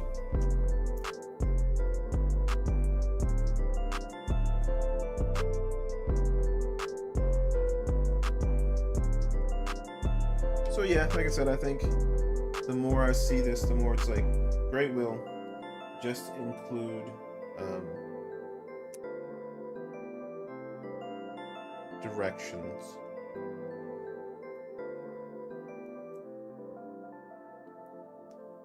Because the grip screw...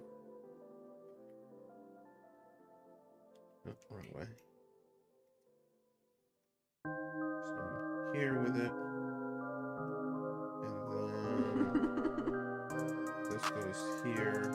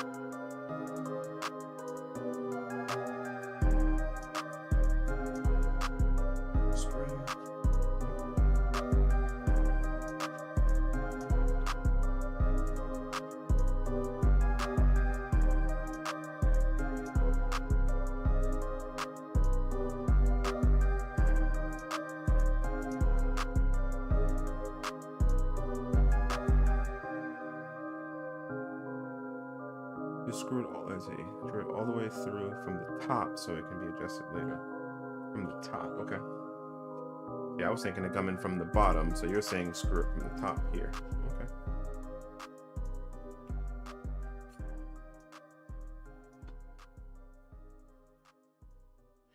Yeah, this little drill is not strong enough.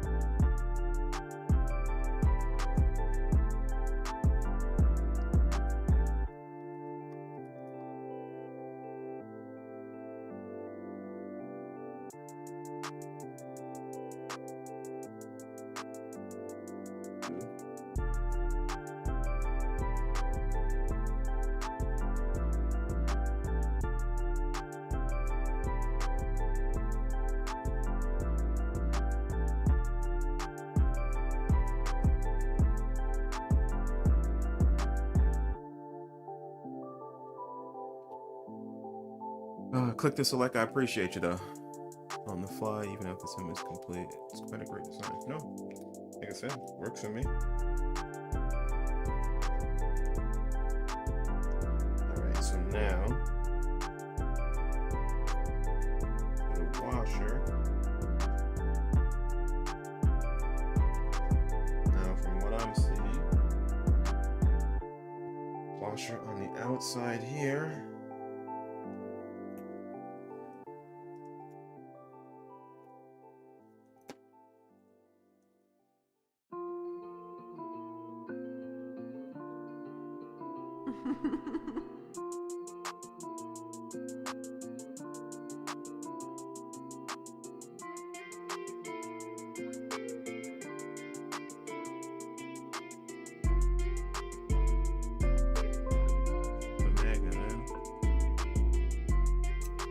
All right, Natty, man, you have a good night. Hit them sheets hard. I'll see you on track tomorrow.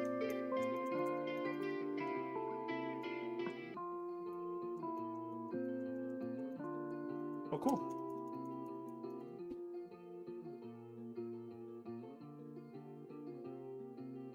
Yes, I did. I put 2 and 2 here. So yeah, because that's where these beautiful things are going to go. Got it. That's what it's for.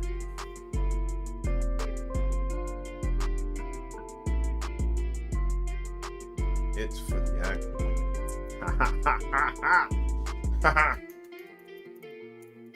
Now this is all clicking. This is all clicking. I get it. I get it. Good design. Good design. Just wish the directions told me the big picture. So I'm sitting here lost out of my mind. Alright. Cool. Oh. These are going to be for the clutch.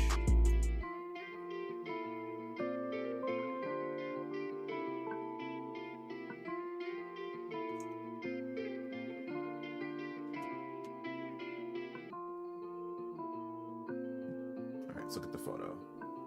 So, oh, what am I doing? I've got to put more M3s. Where did I put them? Where did I put them? M3 by 12 buttons. Right here in front of your face, Raven. So there's that. Get a washer.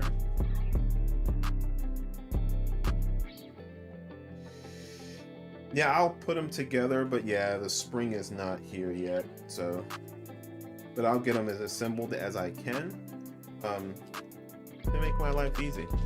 Yeah, this is all coming together well, guys. Like I said, this is definitely the most learning I've had to do on the fly.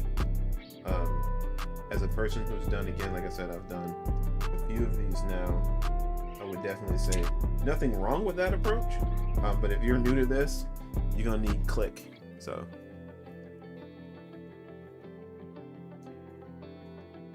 it's 12:15 for, yeah, you're an hour ahead. So yeah, it's only 11:15, 11:16 for me. So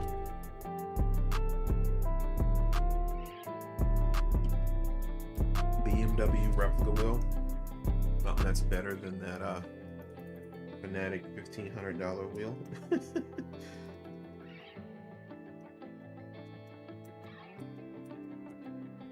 Cool. This is looking really cool. So you get this, and then it goes like this. Okay. Oh, I got it. We're cooking with gas now, my friend.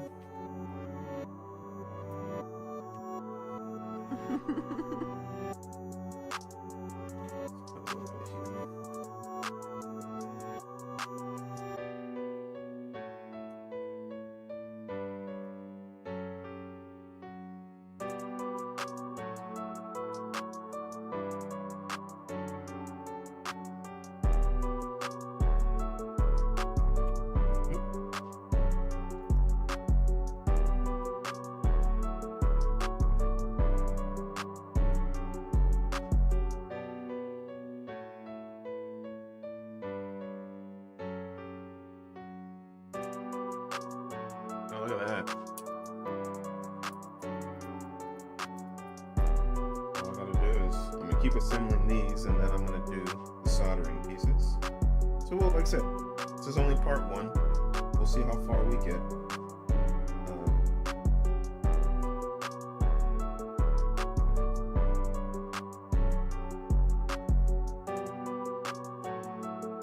Get as far as I can. And because I'm a late head, I mean, let's be honest, I'm probably going to be up till 1 o'clock doing this. So. And Velocitas, where are you guys located? Speaking of which.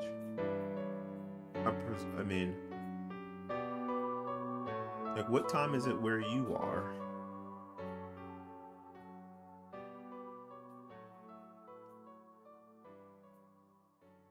Like, it sounds like guys are at work, so clearly you're much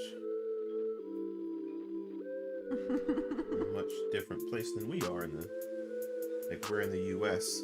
I'm in the state of Ohio.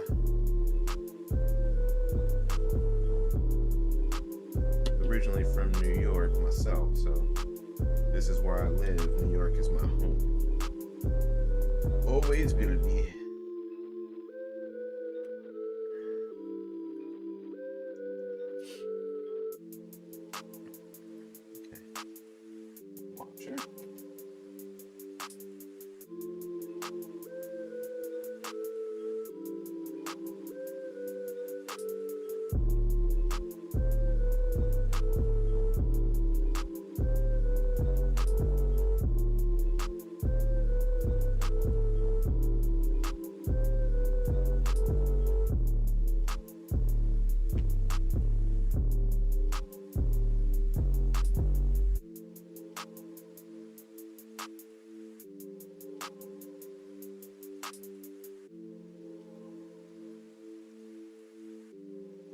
for a while I was sitting here wondering, like, well, how's this gonna move if I screw it in? It's like, duh, Ray, there's a bearing there. Yes, you're at work in Australia, but the Velocitas boys are from Italy. Nice. Did you say Ohio? Yep, that's where I live now. From New York, live in Ohio. Italy, nice, nice. Nice to have Italy on the channel. That sounds like a first for me. You're in Australia. We've got a guy, Shane, who actually races with us, who lives in Australia. I have a league called the Grayze Dynamics Racing League on iRacing. We race Sunday night, and really all we do is we race in cars and tracks that pretty much are free in iRacing. And we add AI. We have a championship. The person who wins will get a trophy from me. I'm trying to think of how to make it unique and cool. But yeah. Oh, that is super cool. Now that I see how it comes together, I like it. I like it a lot. I like it a lot. So,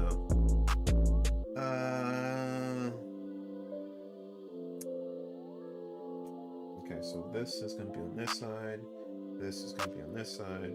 Really doesn't matter how they mount, as long as this mounts like this. Yep.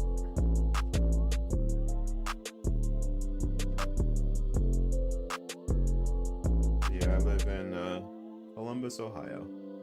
So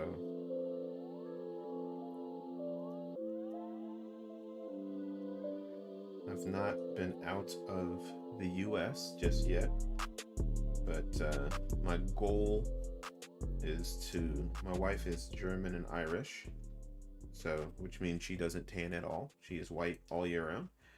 She does tan. She goes white, pink, white, pink.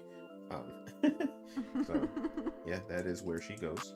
So the clutches, I can't assemble it because I need a spring. Like I said, we got this spring, and this would be way too hard for this. But I kind of get how this is going to attach now that I've done these, because this is going to have the hex, and yeah. So this is going to have this.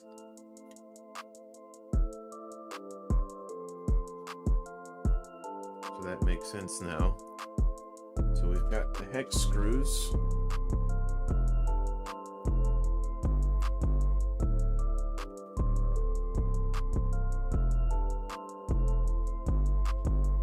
Yep, cool. And then I can see now, yeah, this is going to go like this, and then that spring is going to provide the tension. And then this is going to be faced up like this, and then you have the magnets this way. Okay. Nice. Totally makes sense.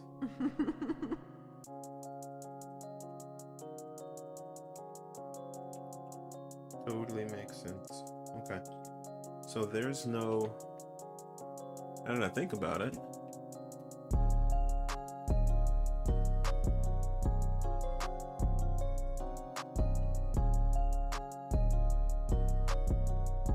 There is a Hall sensor. I was like, hey, is there a Hall sensor here? Yeah, because of the magnet. So, okay. That works. All right, so we're going to build the wheel right now without the clutches. Because the great thing about it is I can do that. And then when the clutches come in, we will build it we will add the clutches on. So let's move on to the next step. So we have this here. I'm going to attach these bad. Oh wait, not yet. Can't do that yet. So I can, but that would be silly to do because I gotta attach the It is art in the making, I'll say that.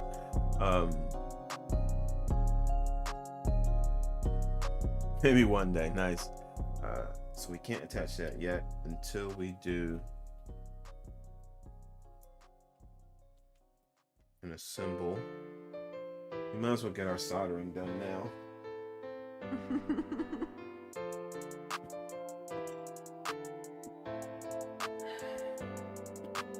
Gotten quite a bit of that done there.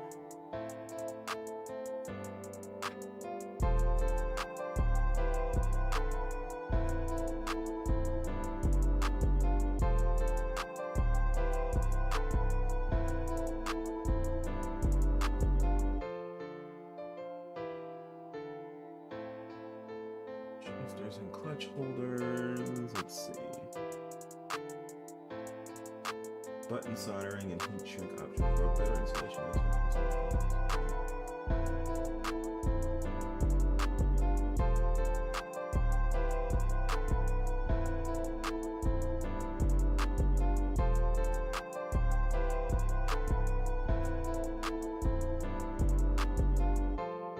Okay.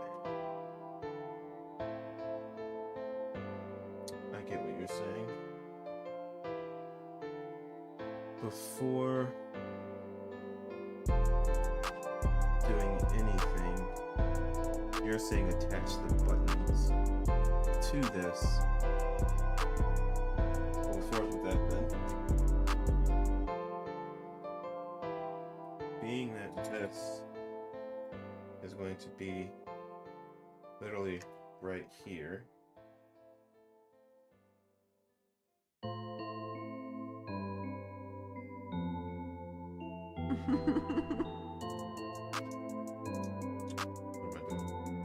This is going to attach to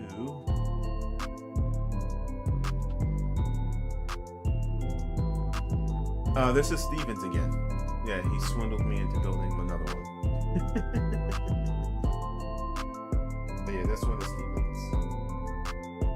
It's not that one. It's this one.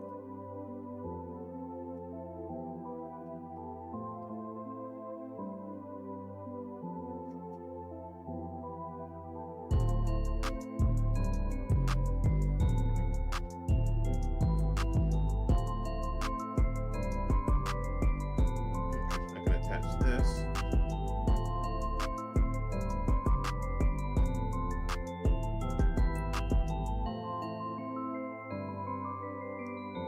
Of course not.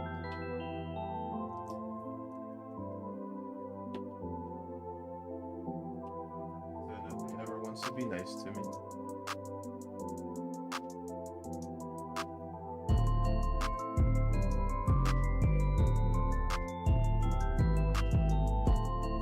And Logan, thank you for when you see this, for printing all this stuff for me at a reasonable price.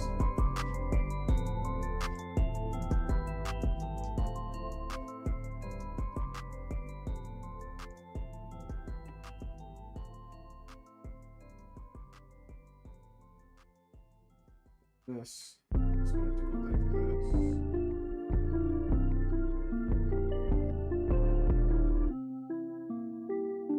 That's going to go there.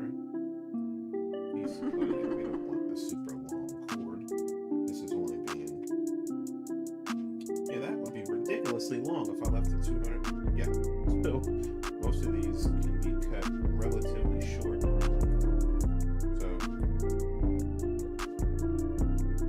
that would be counterproductive. It's literally going to go...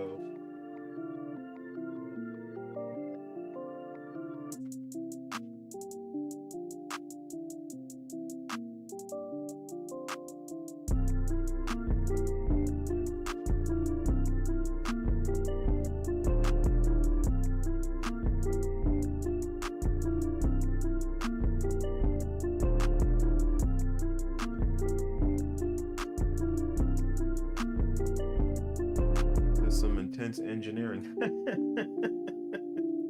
I don't know about that. It's like I said, it's for me, it's just learning. You know what I mean? Like figuring out how to,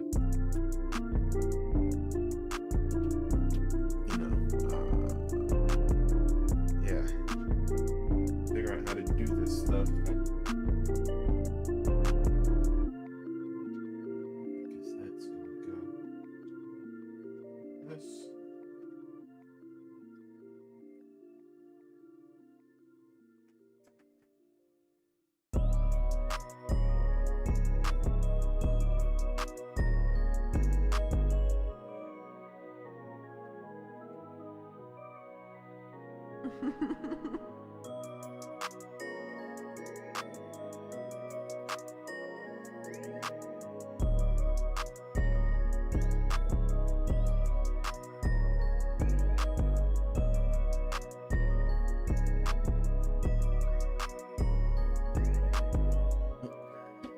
Can't do that yet.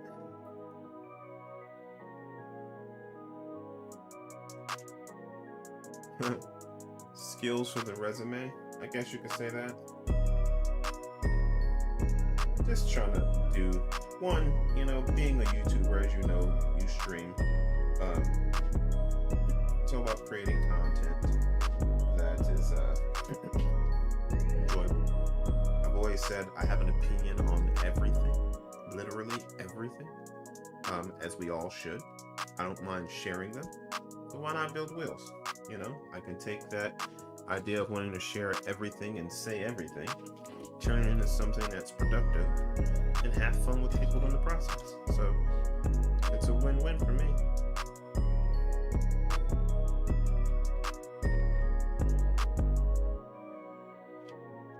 And please, guys, don't make fun of my soldering skills. I know I'm not great at it.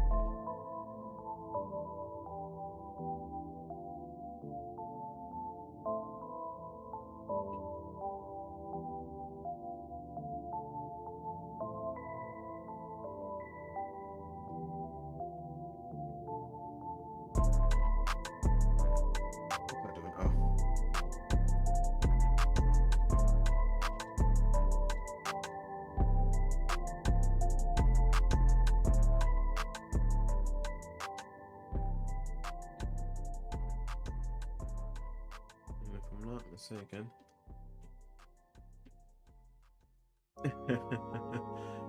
Yeah. Well,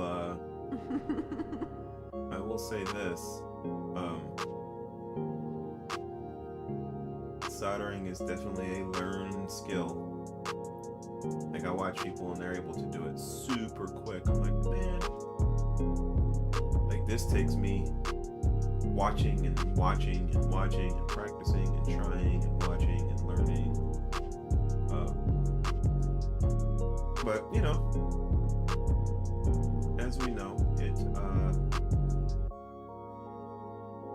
takes a bit of time. But with every time I do it, there is learning experience.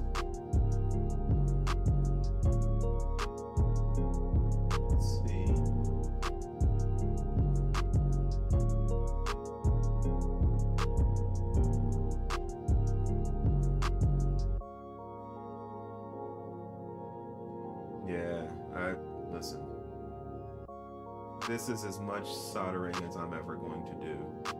I don't want to ever have to do the PCB part. That's where, for me,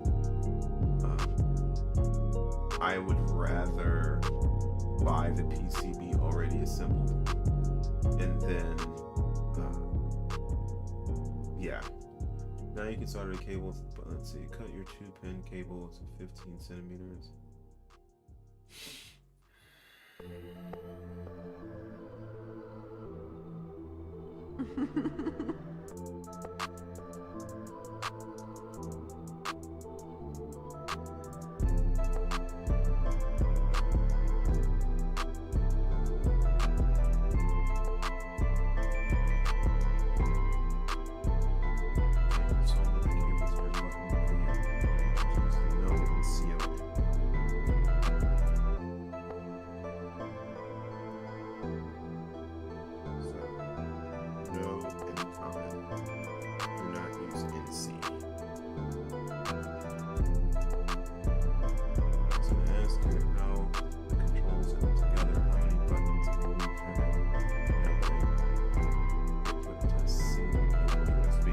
not a single cable.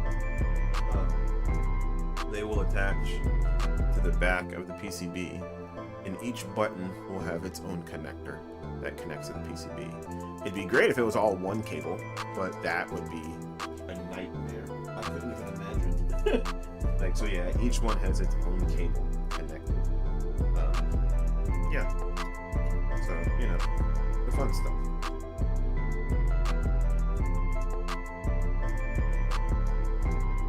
This.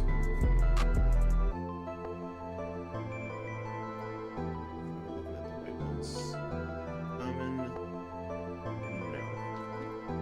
Because we're not using NC.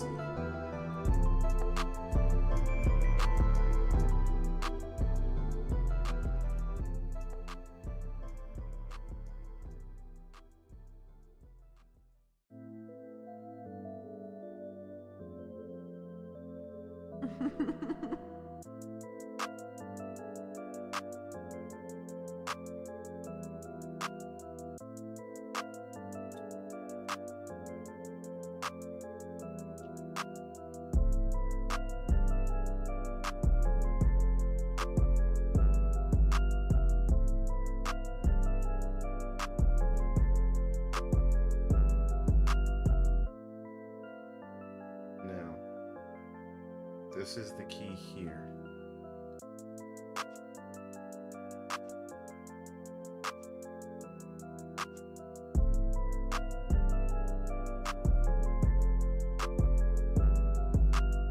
Because this is going to be connected.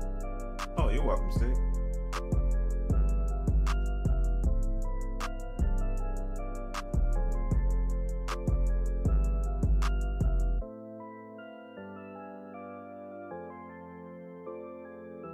2x1.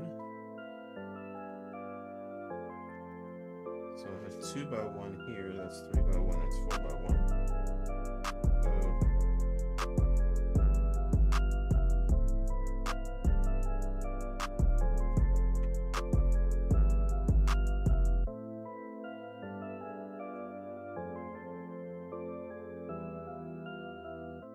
These rolls are absolutely atrocious.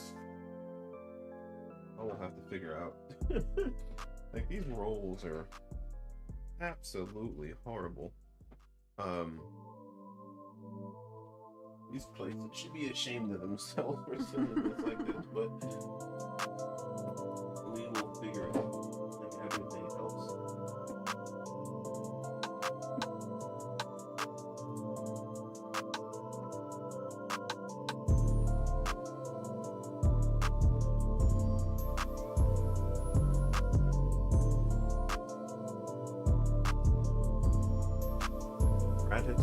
Practice makes perfect. Yeah, I couldn't solder shit. Then I found flux, easy mode. Oh wow. Oh, and components on the PCB is hard. It's a hard no for me.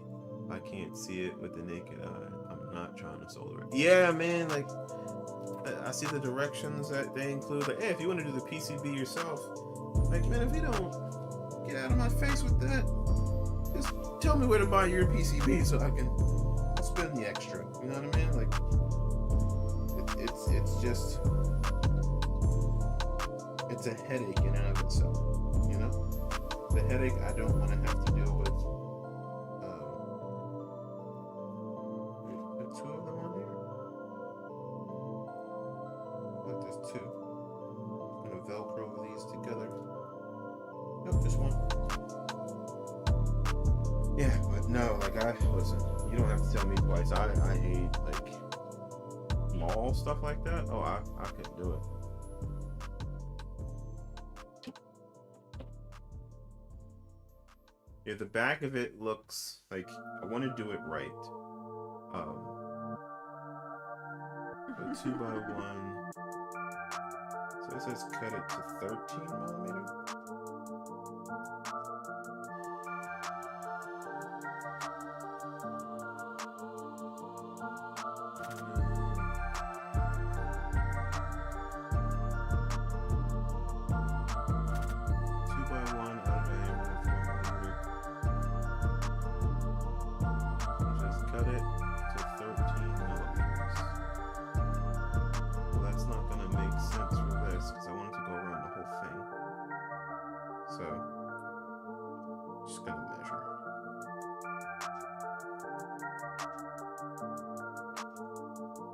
Make sure we get this right.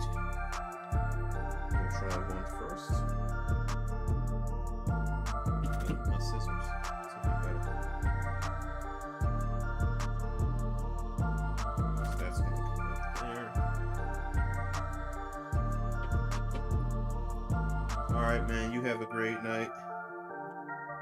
I will see you on the next one.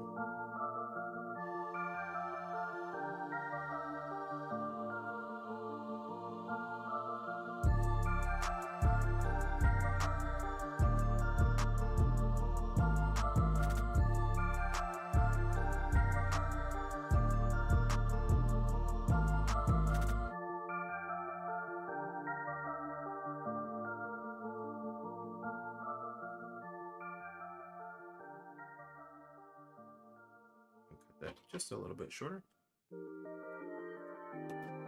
I can actually solder to this.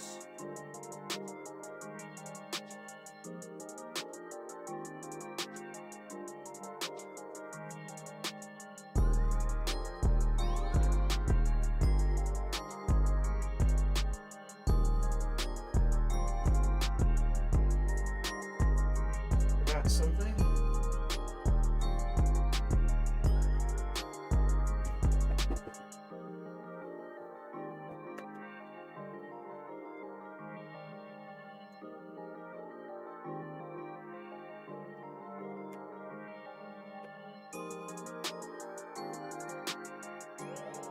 And in the back of the Lynx. Yeah, it's like I said, it's definitely a cool wheel. And I think it's cool because it's also got a minimalistic design modeled after, you know, the GT3 car. So I think that's what makes it really look cool too.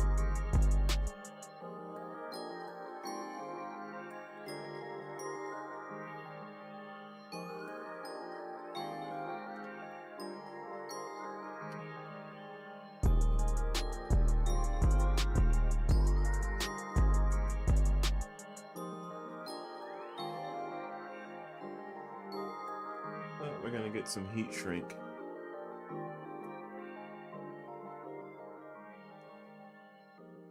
Yes, so I have two. I'll show you the two. So these are the ones that I just literally got delivered. These were sent by, these are resin, and these are the 3D printed ones. So hopefully that makes it looks cool. Okay, focus. But yeah. Sorry if I put it back. Yeah. So obviously the resin here much smoother and clearer. They would just have to be painted in, which we'll see if I have the ability to do that. If not, we'll just use the regular ones.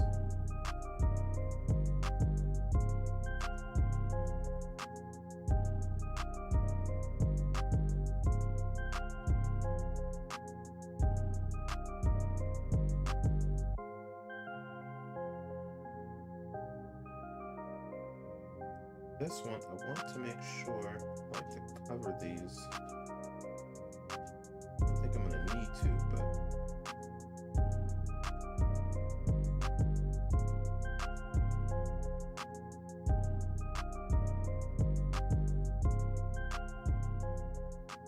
let's see if we can. Oh, not with them twisted. No. All right. Get back to twisting. I wanted to see if I can. Wonder why it wasn't going on. Yeah, I love the look of the resin ones. Painting them is tricky, and I've been going online looking like, man, you know, it's one of those things where I look back and go, what did I sign myself up for? I mean, I'm all for content, but man, did I think this one through?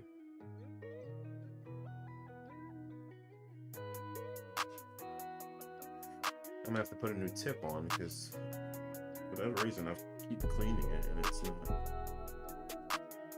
Tip's just not hot enough.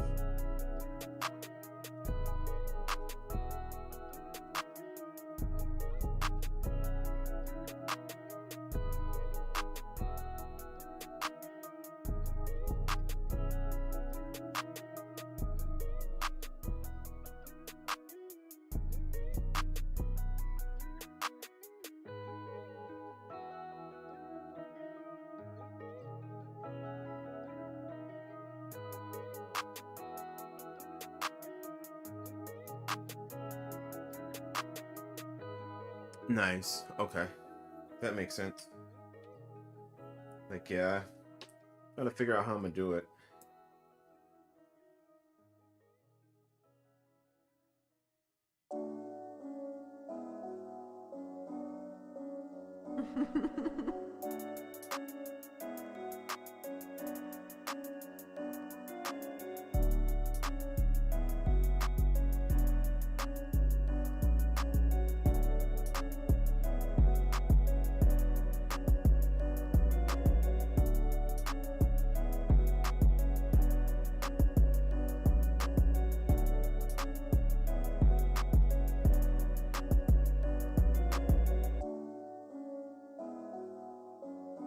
Cool.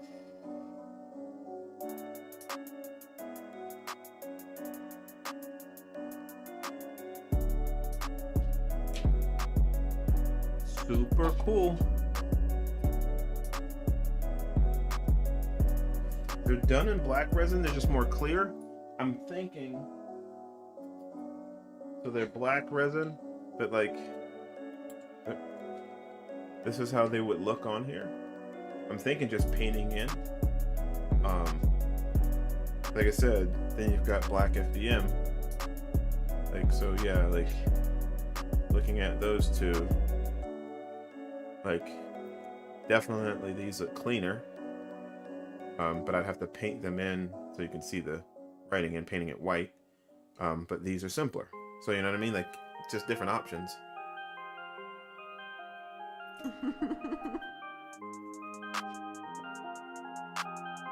You did a picture in the Velocitas Discord? Let me see. So much stuff on this side where my mouse is. Let's take a look.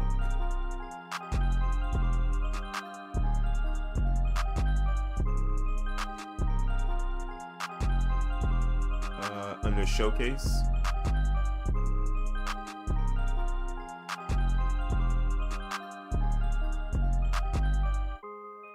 Oh yeah, that's cool.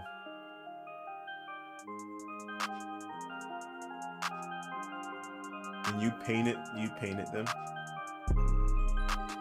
How did you paint the black and then the white?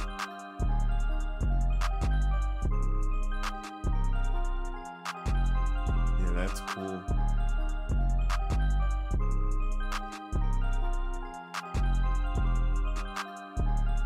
That's cool. How did you paint them though? That's where I'm curious. Like, did you spray paint them, or did you hand paint each one?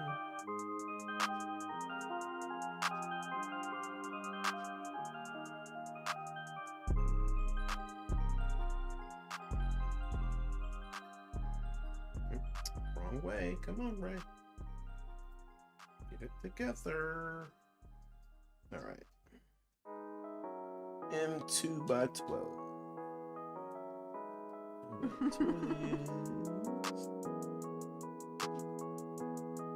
Make sure these are the right.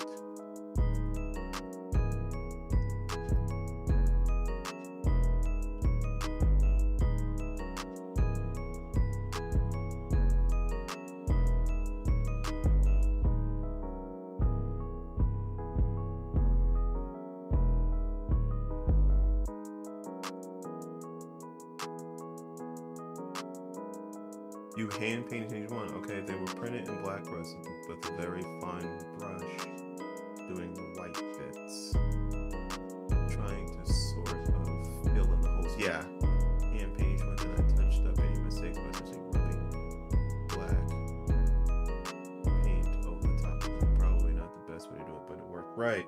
Yeah, I'll be honest. I was thinking of spray painting them, like, you know what I mean, lining them all up on the ground. I'm spray painting them in a matte finish. Like, you know, searching the interwebs for tricks of the trade.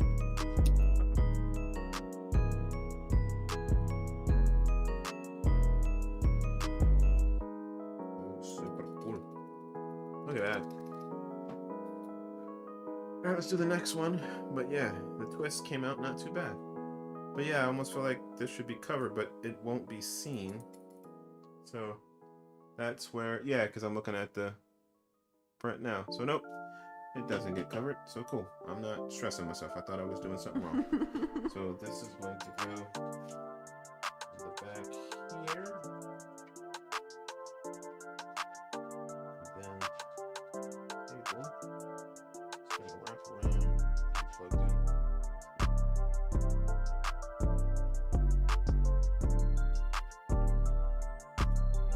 Nice. Nice.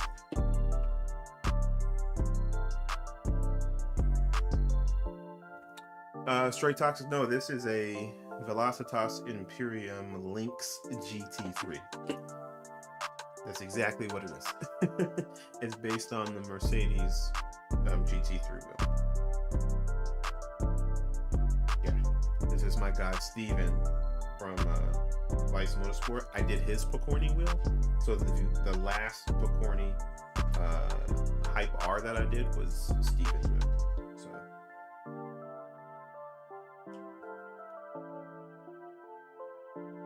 and this be his next one he asked me to do for him. So for me, I think it's great content overall. And I'm gonna have to get more tips because I feel like this tip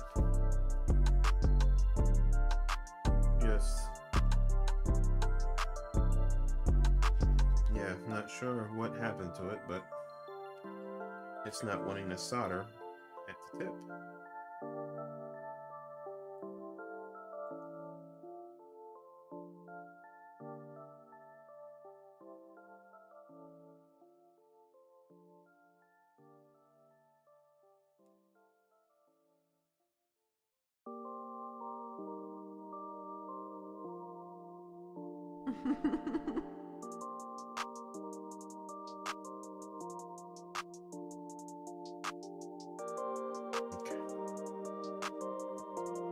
Nice and nice.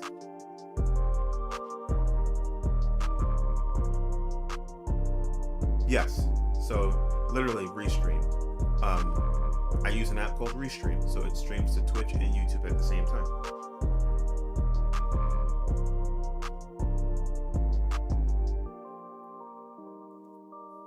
It's a great app, makes life significantly easier for small channels like me trying to grow.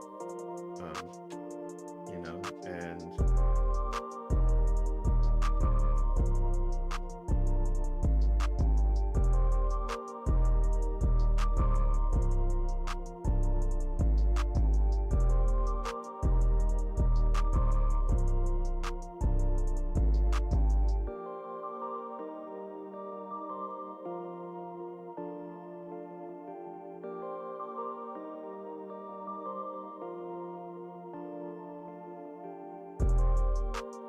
about this tubing is it has writing on the outside of it, but it is what it is.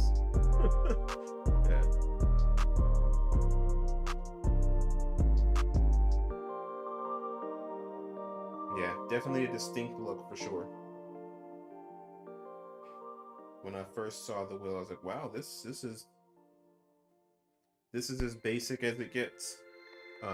You know, but in a race car, like, they're not looking to have RGB, LED backlit buttons and fancy things. It's, you know, anything that reduces the weight. So let's go minimalistic, you know, because it's the ounces that make the difference, you know. So I get it. But from a sim racing scene, you know, most of us, including myself, like the RGB LEDs, but, you know, one of my wheels that I actually repurchased twice, again, the Balkan Rev 3, doesn't have LED backlit buttons at all. So yeah, and it's super light because it's printed in the backing is, I believe it's FDM, the shifters are MJF. So yeah, one of my favorite wheels. It's so nice, I bought it twice. Yeah, RGB does make you faster. I'm sorry to disrespect RGB.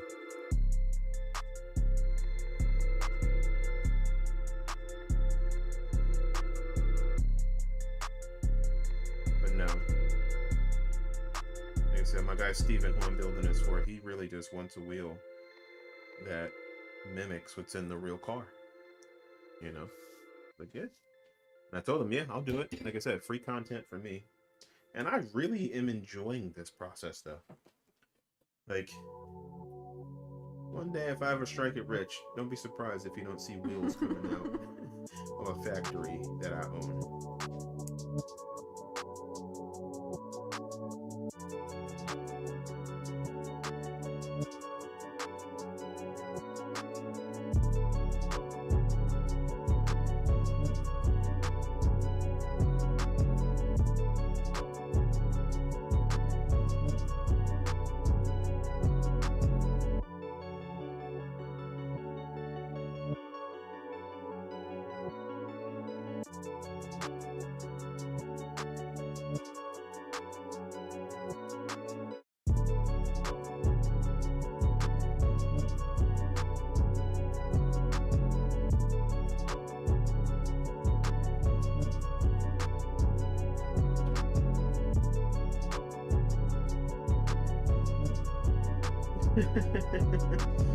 More RGB. I mean, you can never do bad with more, you know? I watched this stream like twice. And cool dude. It's not for me. You know, I guess I kind of laugh that everything says Daniel Morad, the professional race car driver. I think you've announced it. You know what I mean? Like, we know who you are. We think you're a hell of a good driver. You make great gloves. Like, his gloves are freaking awesome. I own 2 pair. But I always kind of crack up at that, you know? Like, we know who you are, bro. We know who you are in the scene. But I get it from a person who doesn't know who he is. He's announcing it, you know, to gain more fans. But I always chuckle. Yeah, like his video on how to set up your seat, epic. Like, totally made me more comfortable overall. And I would recommend it to anybody because it's just so useful. But yeah, but then again, I have to think I also don't watch a lot of people who stream, so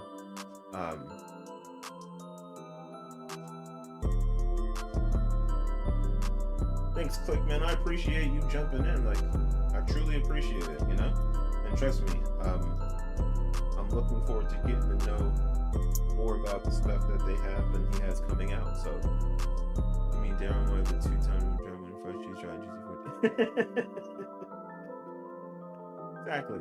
Daniel Moore, the 2-time Daytona 24-hour winner, professional GT3 and GT4 racing driver. Yes, that guy who announces it on every time. And I just chuckle. But he has great nuggets.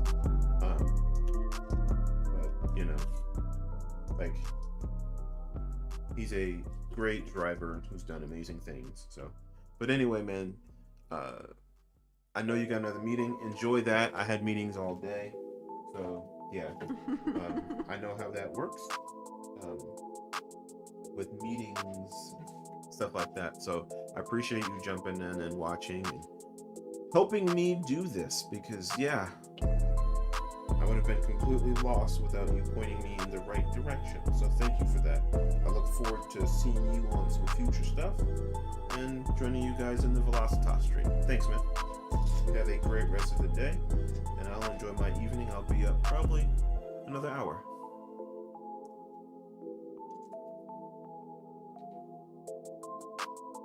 Yeah. No, nobody hates him. Like, you know what I mean? It's all love. Like, we appreciate what he does. But yeah, the introduction is a meme now. It's like, dude, like, why? So, but yeah. But thanks, Clickman. You have a good one. Catch you later. Enjoy your work day and don't work too hard.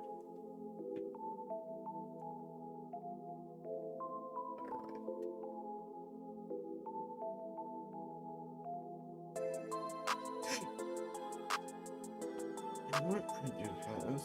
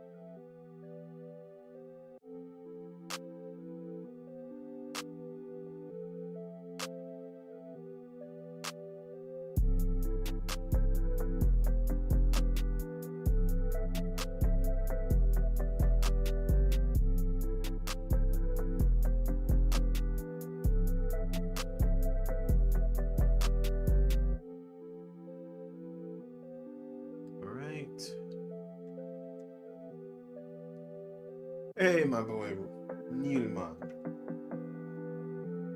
You working tonight, bro?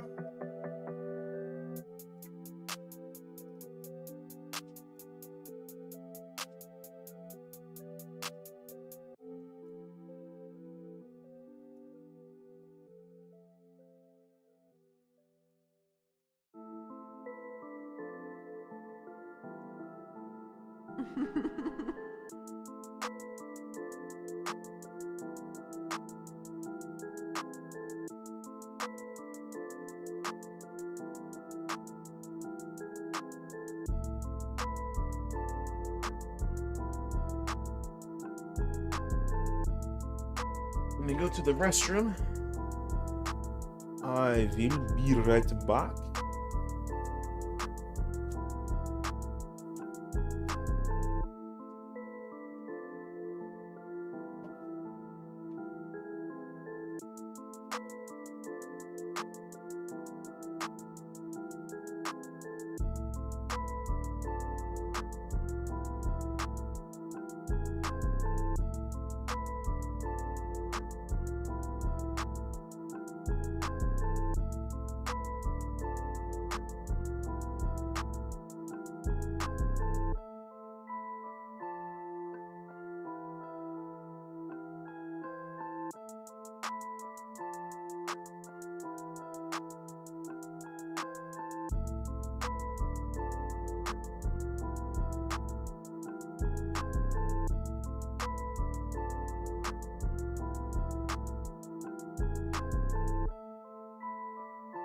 All right, we're back.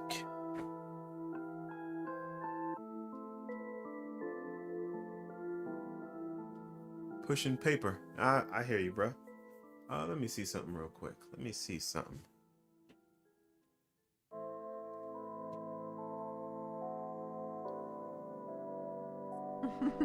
As luck has it, I found your YouTube videos after I altered all the parts. Made things 10 times easier. Cool, man. I'm glad I could help in some small way. A minuscule, mighty small way. But yeah, like, you know, you realize, like, we're all in this together, trying to build these wheels. It can be quite difficult when you don't know what you're doing. I'm gonna grab my X-Acto knife here real quick, because in this one area, it's got a little bit of 3D printed material blocking the screw.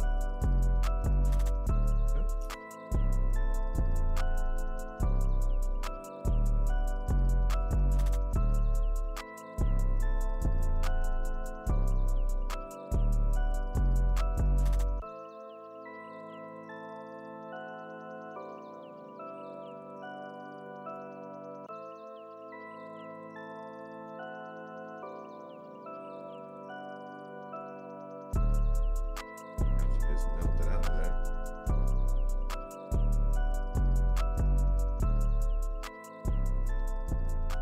Yep. That was easy peasy.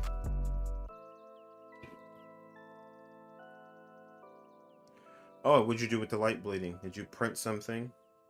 Or are you talking about with it enclosure closes? Because if you remove the LED guards, you don't get the... But yeah.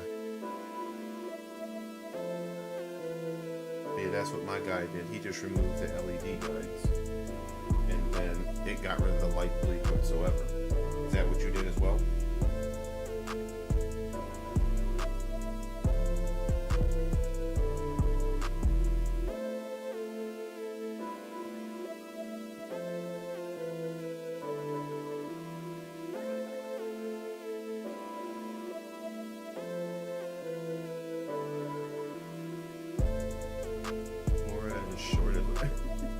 Well, I got what's short. It's like I'm 5'9", so if you're like my son who's 6'3", then yeah, the rest of us in the world are short. So I do wonder what you mean by short.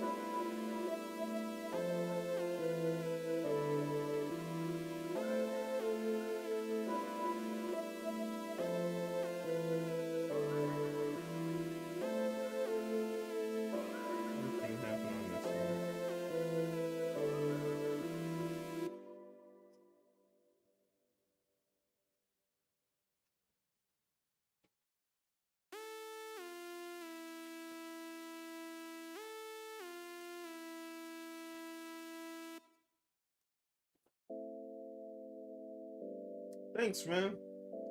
Rufus, right? Thank you for jumping in. I appreciate that. Like, I wasn't expecting it.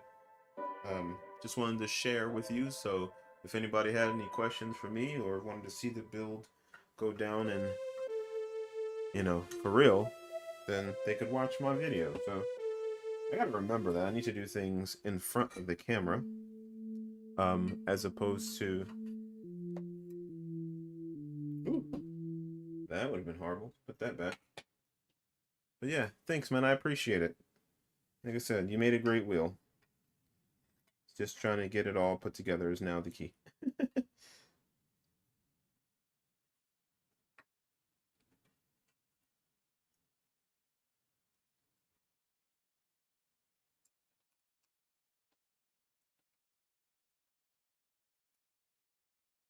A trace with black hot glue gun stick for the buttons. I got size smaller spacers. The top left and top right, which claps it down perfectly. And for the screen, your top plate is pressing down on it too hard, you'll get bleed. So I melted my inserts further into the enclosure and shaved them down. Oh, okay, that makes sense. That makes sense. Yeah, the light bleed, I know, has been a thorn in some people's side. I've heard about it from a few people who just made changes to it just to get rid of the light bleed. I'm gonna be honest, like, it doesn't bother me much. So, like, I was like, I could work on it more, but clearly, I don't think I was willing to go through the steps you went through. So, thank you for going through that.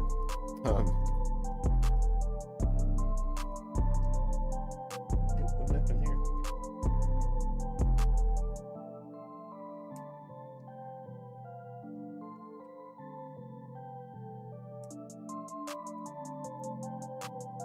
These little screws you get from like AliExpress and stuff, they strip so easily.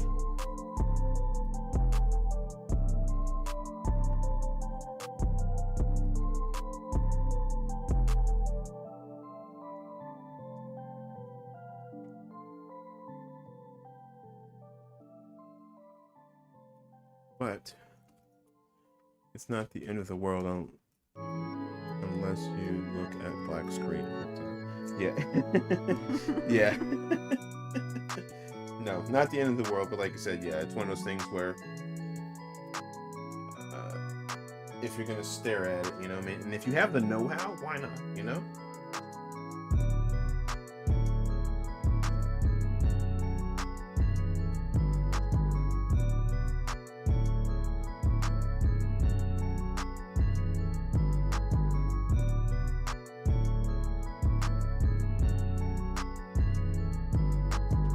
Put a little bit of double-sided tape. That was what was recommended so they don't move, which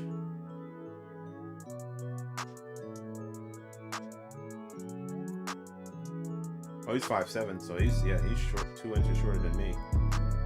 You said you've seen him in person, so you think he's even shorter than 5'7", is what you're saying. Yeah, my little brother is 5'7".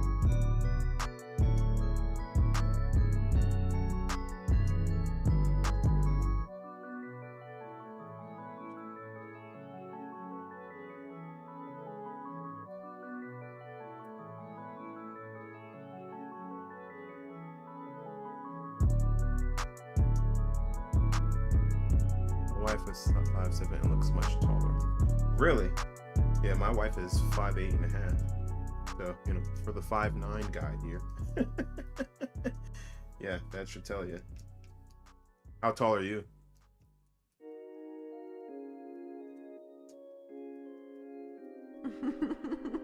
Cool. Just want to make sure this goes through perfectly fine.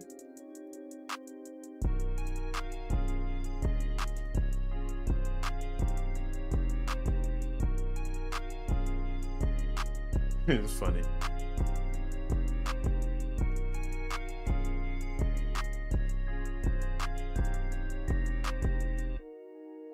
Six one, okay.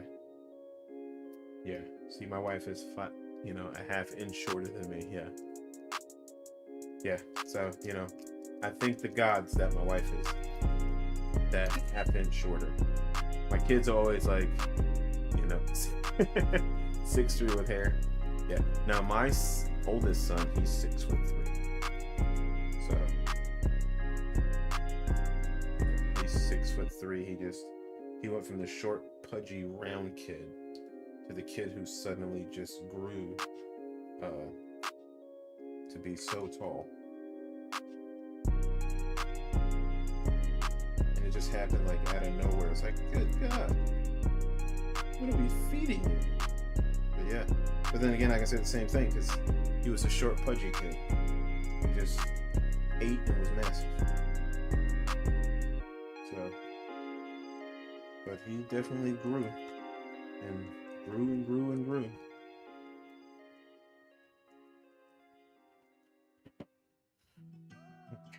So we're screwing on the first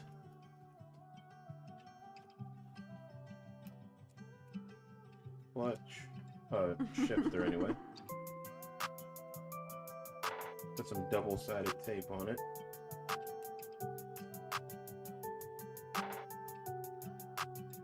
Oh no. See, these screws, they're so cheap.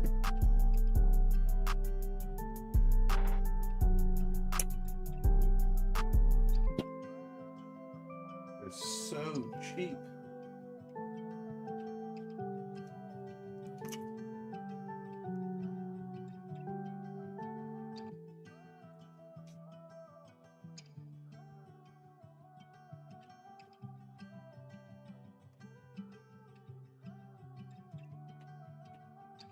Yeah, these screws are so cheap that I always have to be careful with using them because they strip so easy. I've got some stainless steel ones that never do that, but let's put it in my pocket for now. Let's try this. Use my little hand drill, torque it low. So this way I can potentially get this in without stripping it.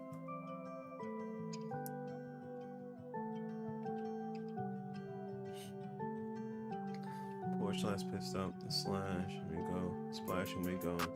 There's a solid 2 cans, some caddy, on them to race. Yeah. No, man, like, just, you know.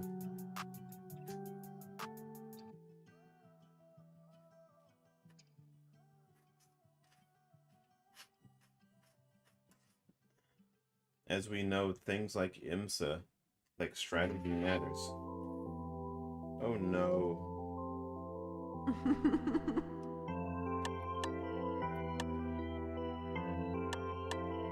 See, like, yeah, I do not like these screws.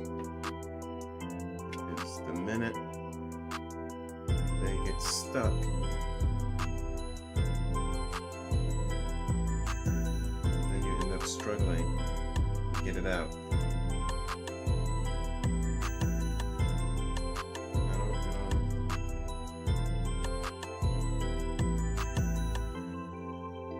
know. I did something wrong.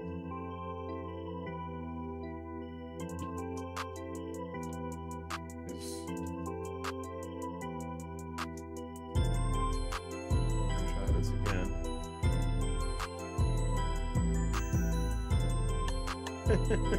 Right, maybe it is me. Like, it gets to a certain point and then it's like,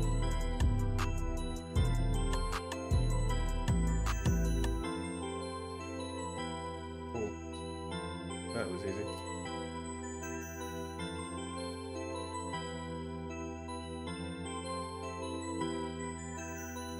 Oh, look. Got one screwed on.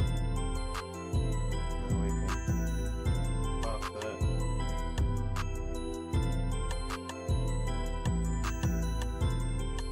Right here.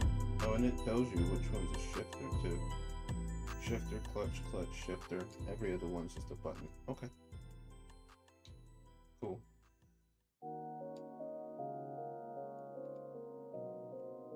That's a shifter. And then that's a shifter. So pay attention to that when you build this. It tells you. Yeah, AliExpress, man. It's just, dude. I mean, I know I'm strong, but I ain't that gone strong to strip them that easily. But you know, it is what it is.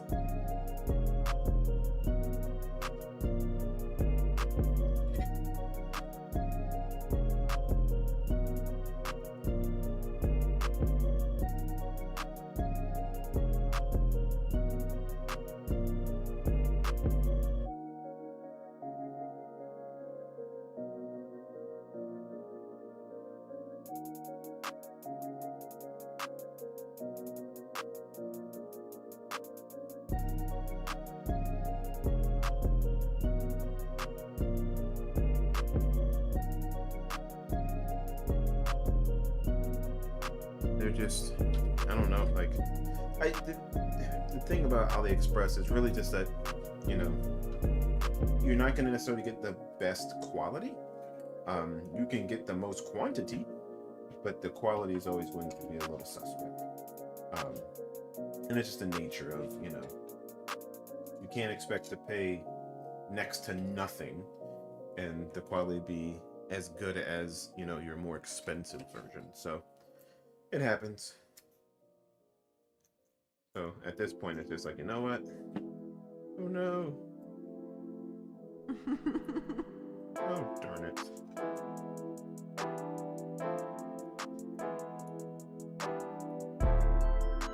Nice.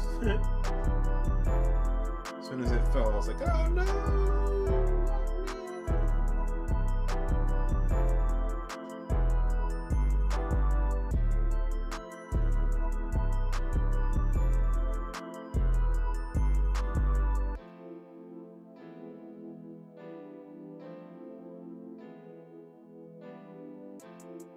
So the double-sided tape keeps it from shifting, from moving just a little bit. 70 pieces, 96 cents. Yeah, for sure, man. But you know, like I said, you get what you pay for. You know what I mean? Like, don't expect, you know, Bentley quality. But man, it's like the Bentley and the Chrysler 300. Not sure if you remember that when they came out with that Chrysler 300. I don't know how old you are, but that Chrysler 300 was looking sharp. And then when you saw it next to a Bentley, you go, it looks sharp, but it is not a Bentley.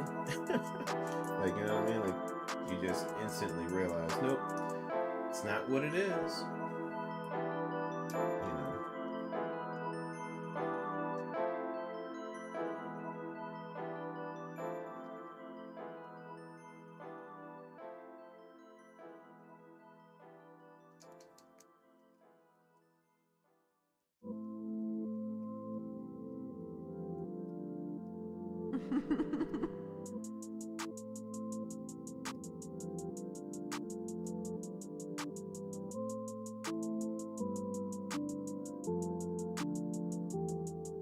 I think I know what I'm going to do to rectify this issue, since I have a bunch. Move that to the side for just a sec. I'm gonna grab two.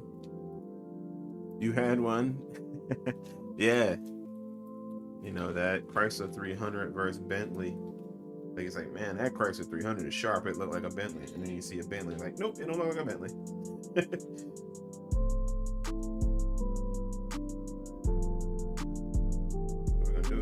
This one in and force that other one out.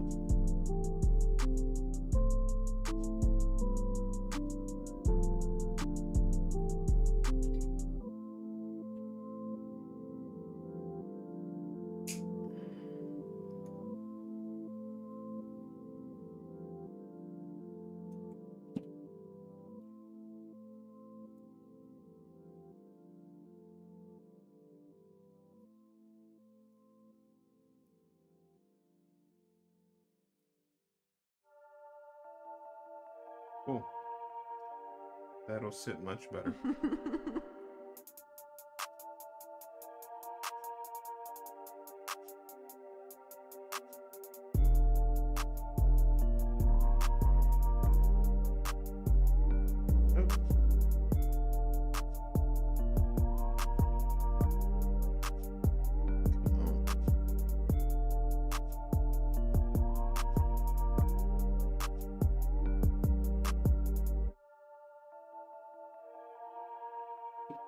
Whew.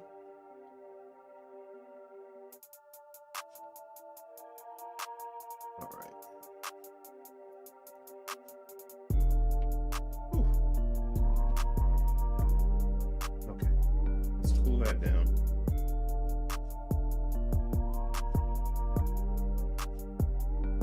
Was comfortable. No. Like, I got a few people who still have newer ones, or relatively newer ones. They're not bad cars. They're just one of those, like, it looked good, drives good, sharp as hell. But then when you see it next to the real thing, you go, okay, it has similarities, but no, it is not that. You know what I mean? But I remember when it came out, I was like, man, that's sharp.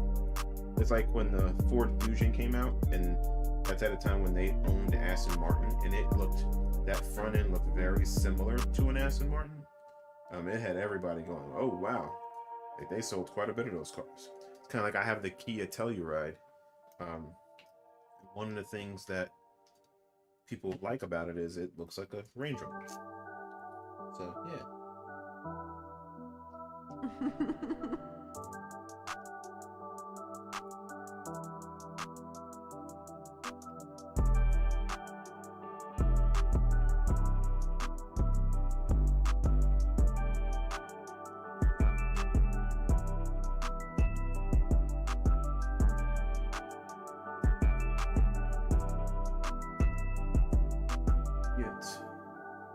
Another one. So this is screwing in significantly easier because I did the insert from the bottom and not from the top like I originally did. But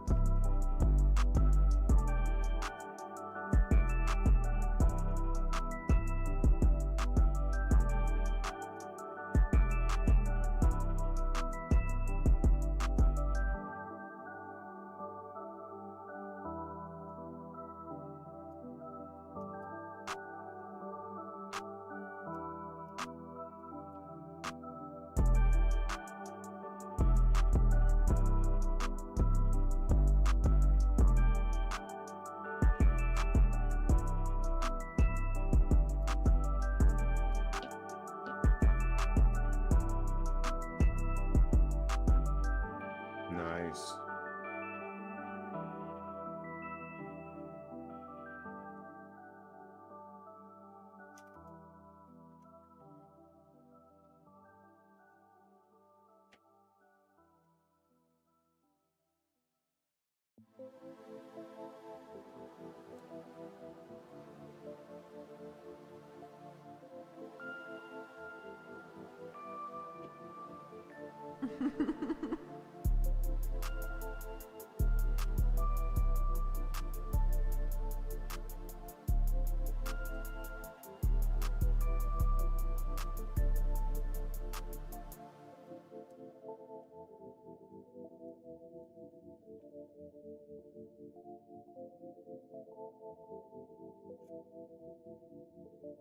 Oh.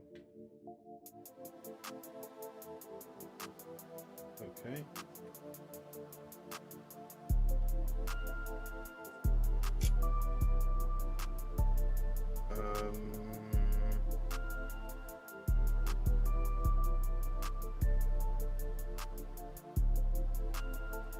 Here's a step I just learned. So don't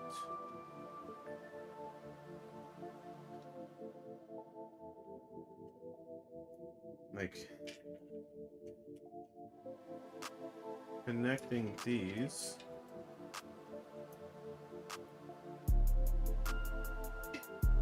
Oh, cool. But the wires need to go underneath here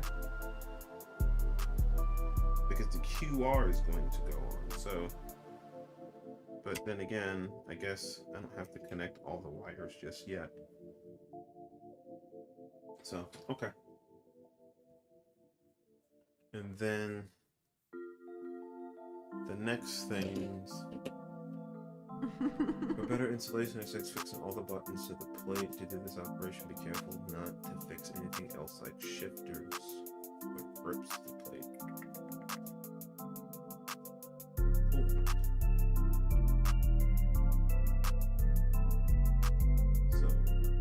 looking at the photo, the red one, I'm gonna take this off. This one, still putting it together. Let's put this one on here.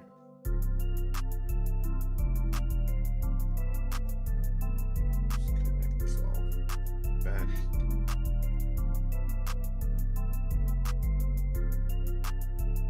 But one thing I'm learning in doing this, and it's 12:30 a.m. Eastern Standard Time. I'll be going to bed here soon.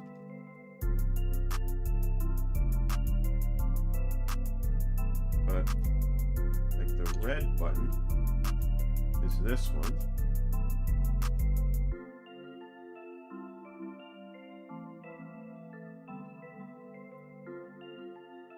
Okay. And the red button, looking at the photo, goes top right, right here.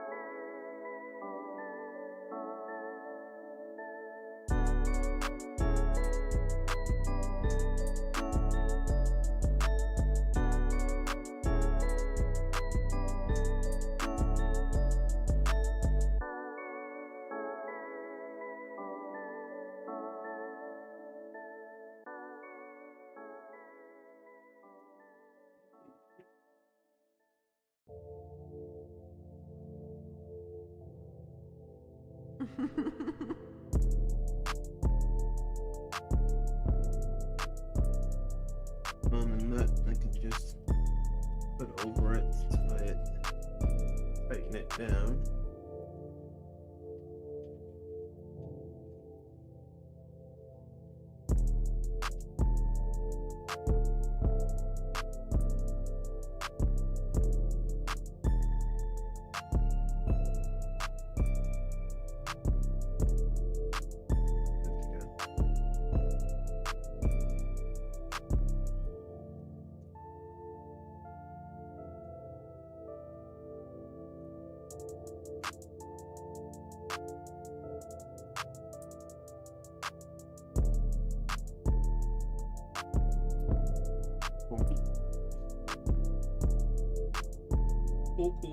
Cool.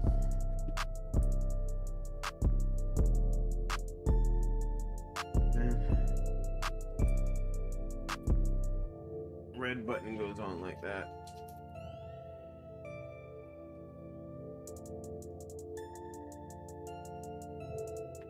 What's gonna happen is this is pit speed, so what ends up happening is this goes like this.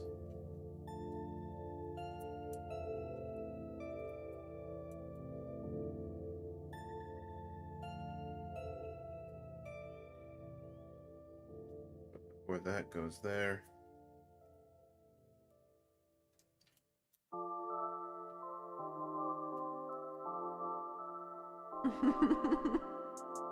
Like this.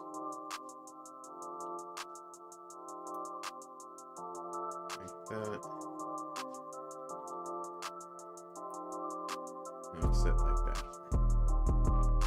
shroud covering it. Cool.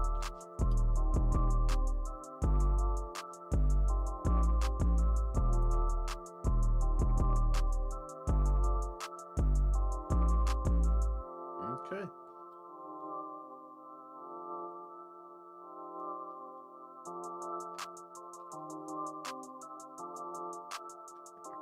Let's see.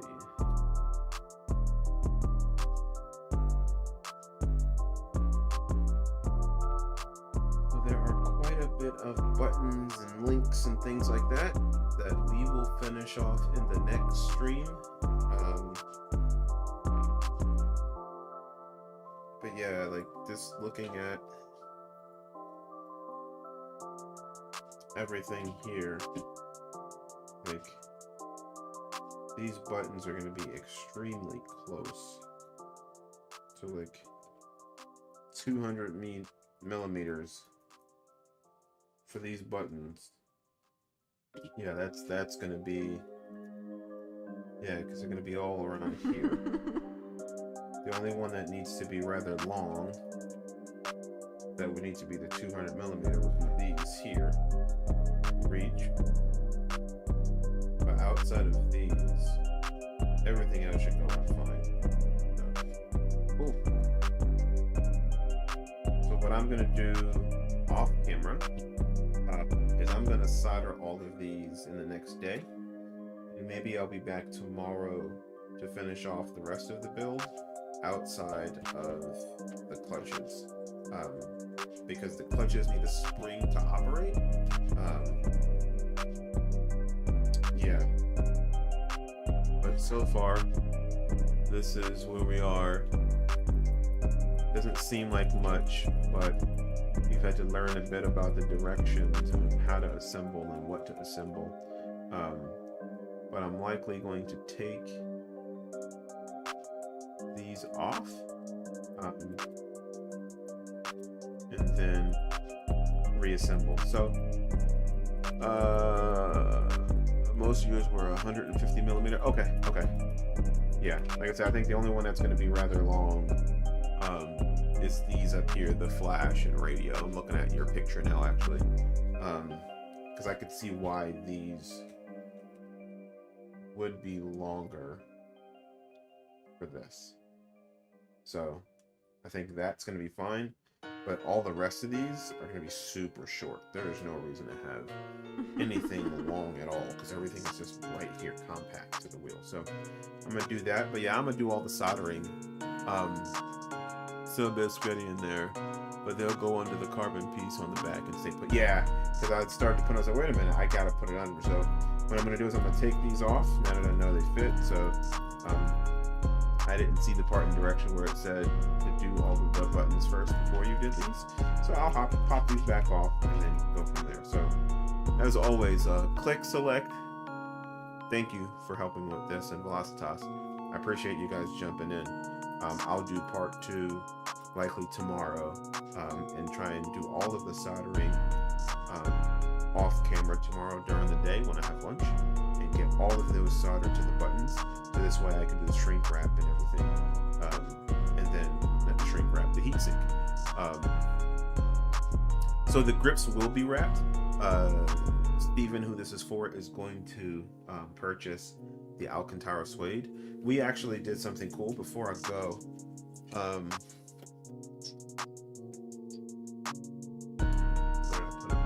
Give me a sec.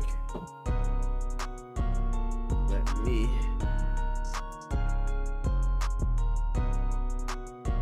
got the hot glue gun here prepared for clutches, but no one knows today, so you know, we'll turn all that stuff off. But let me move my rig out the way here, because it is on wheels.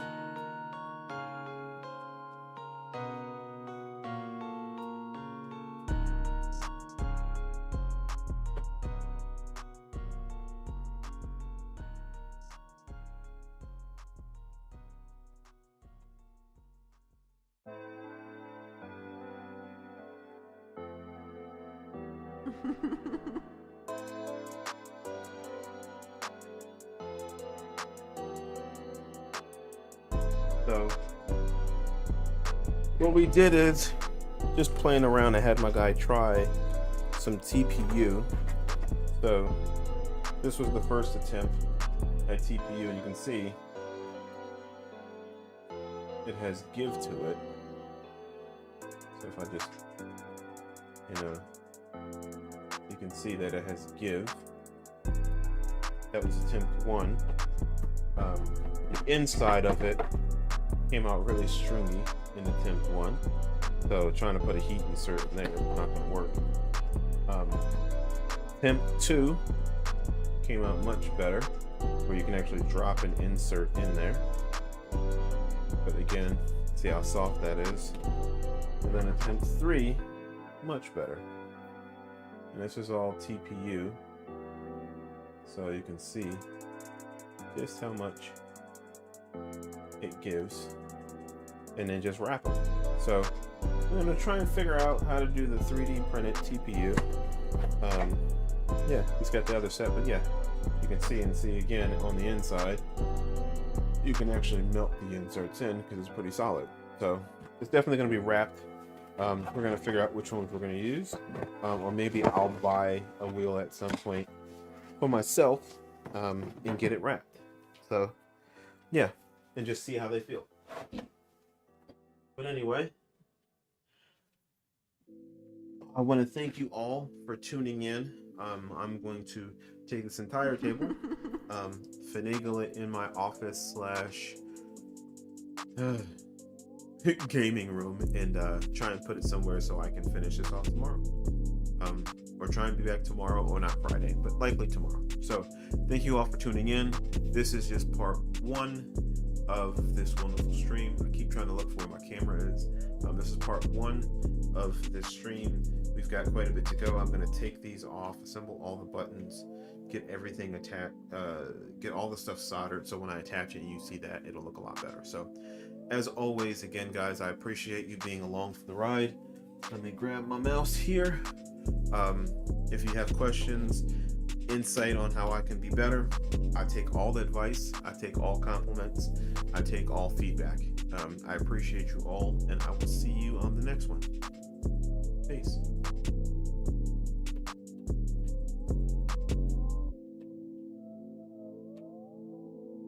Well, I guess I said peace, but I'm not actually peacing. Yeah, got to figure this out at some point, but yeah, let's run that beautiful bean footage here. See you guys.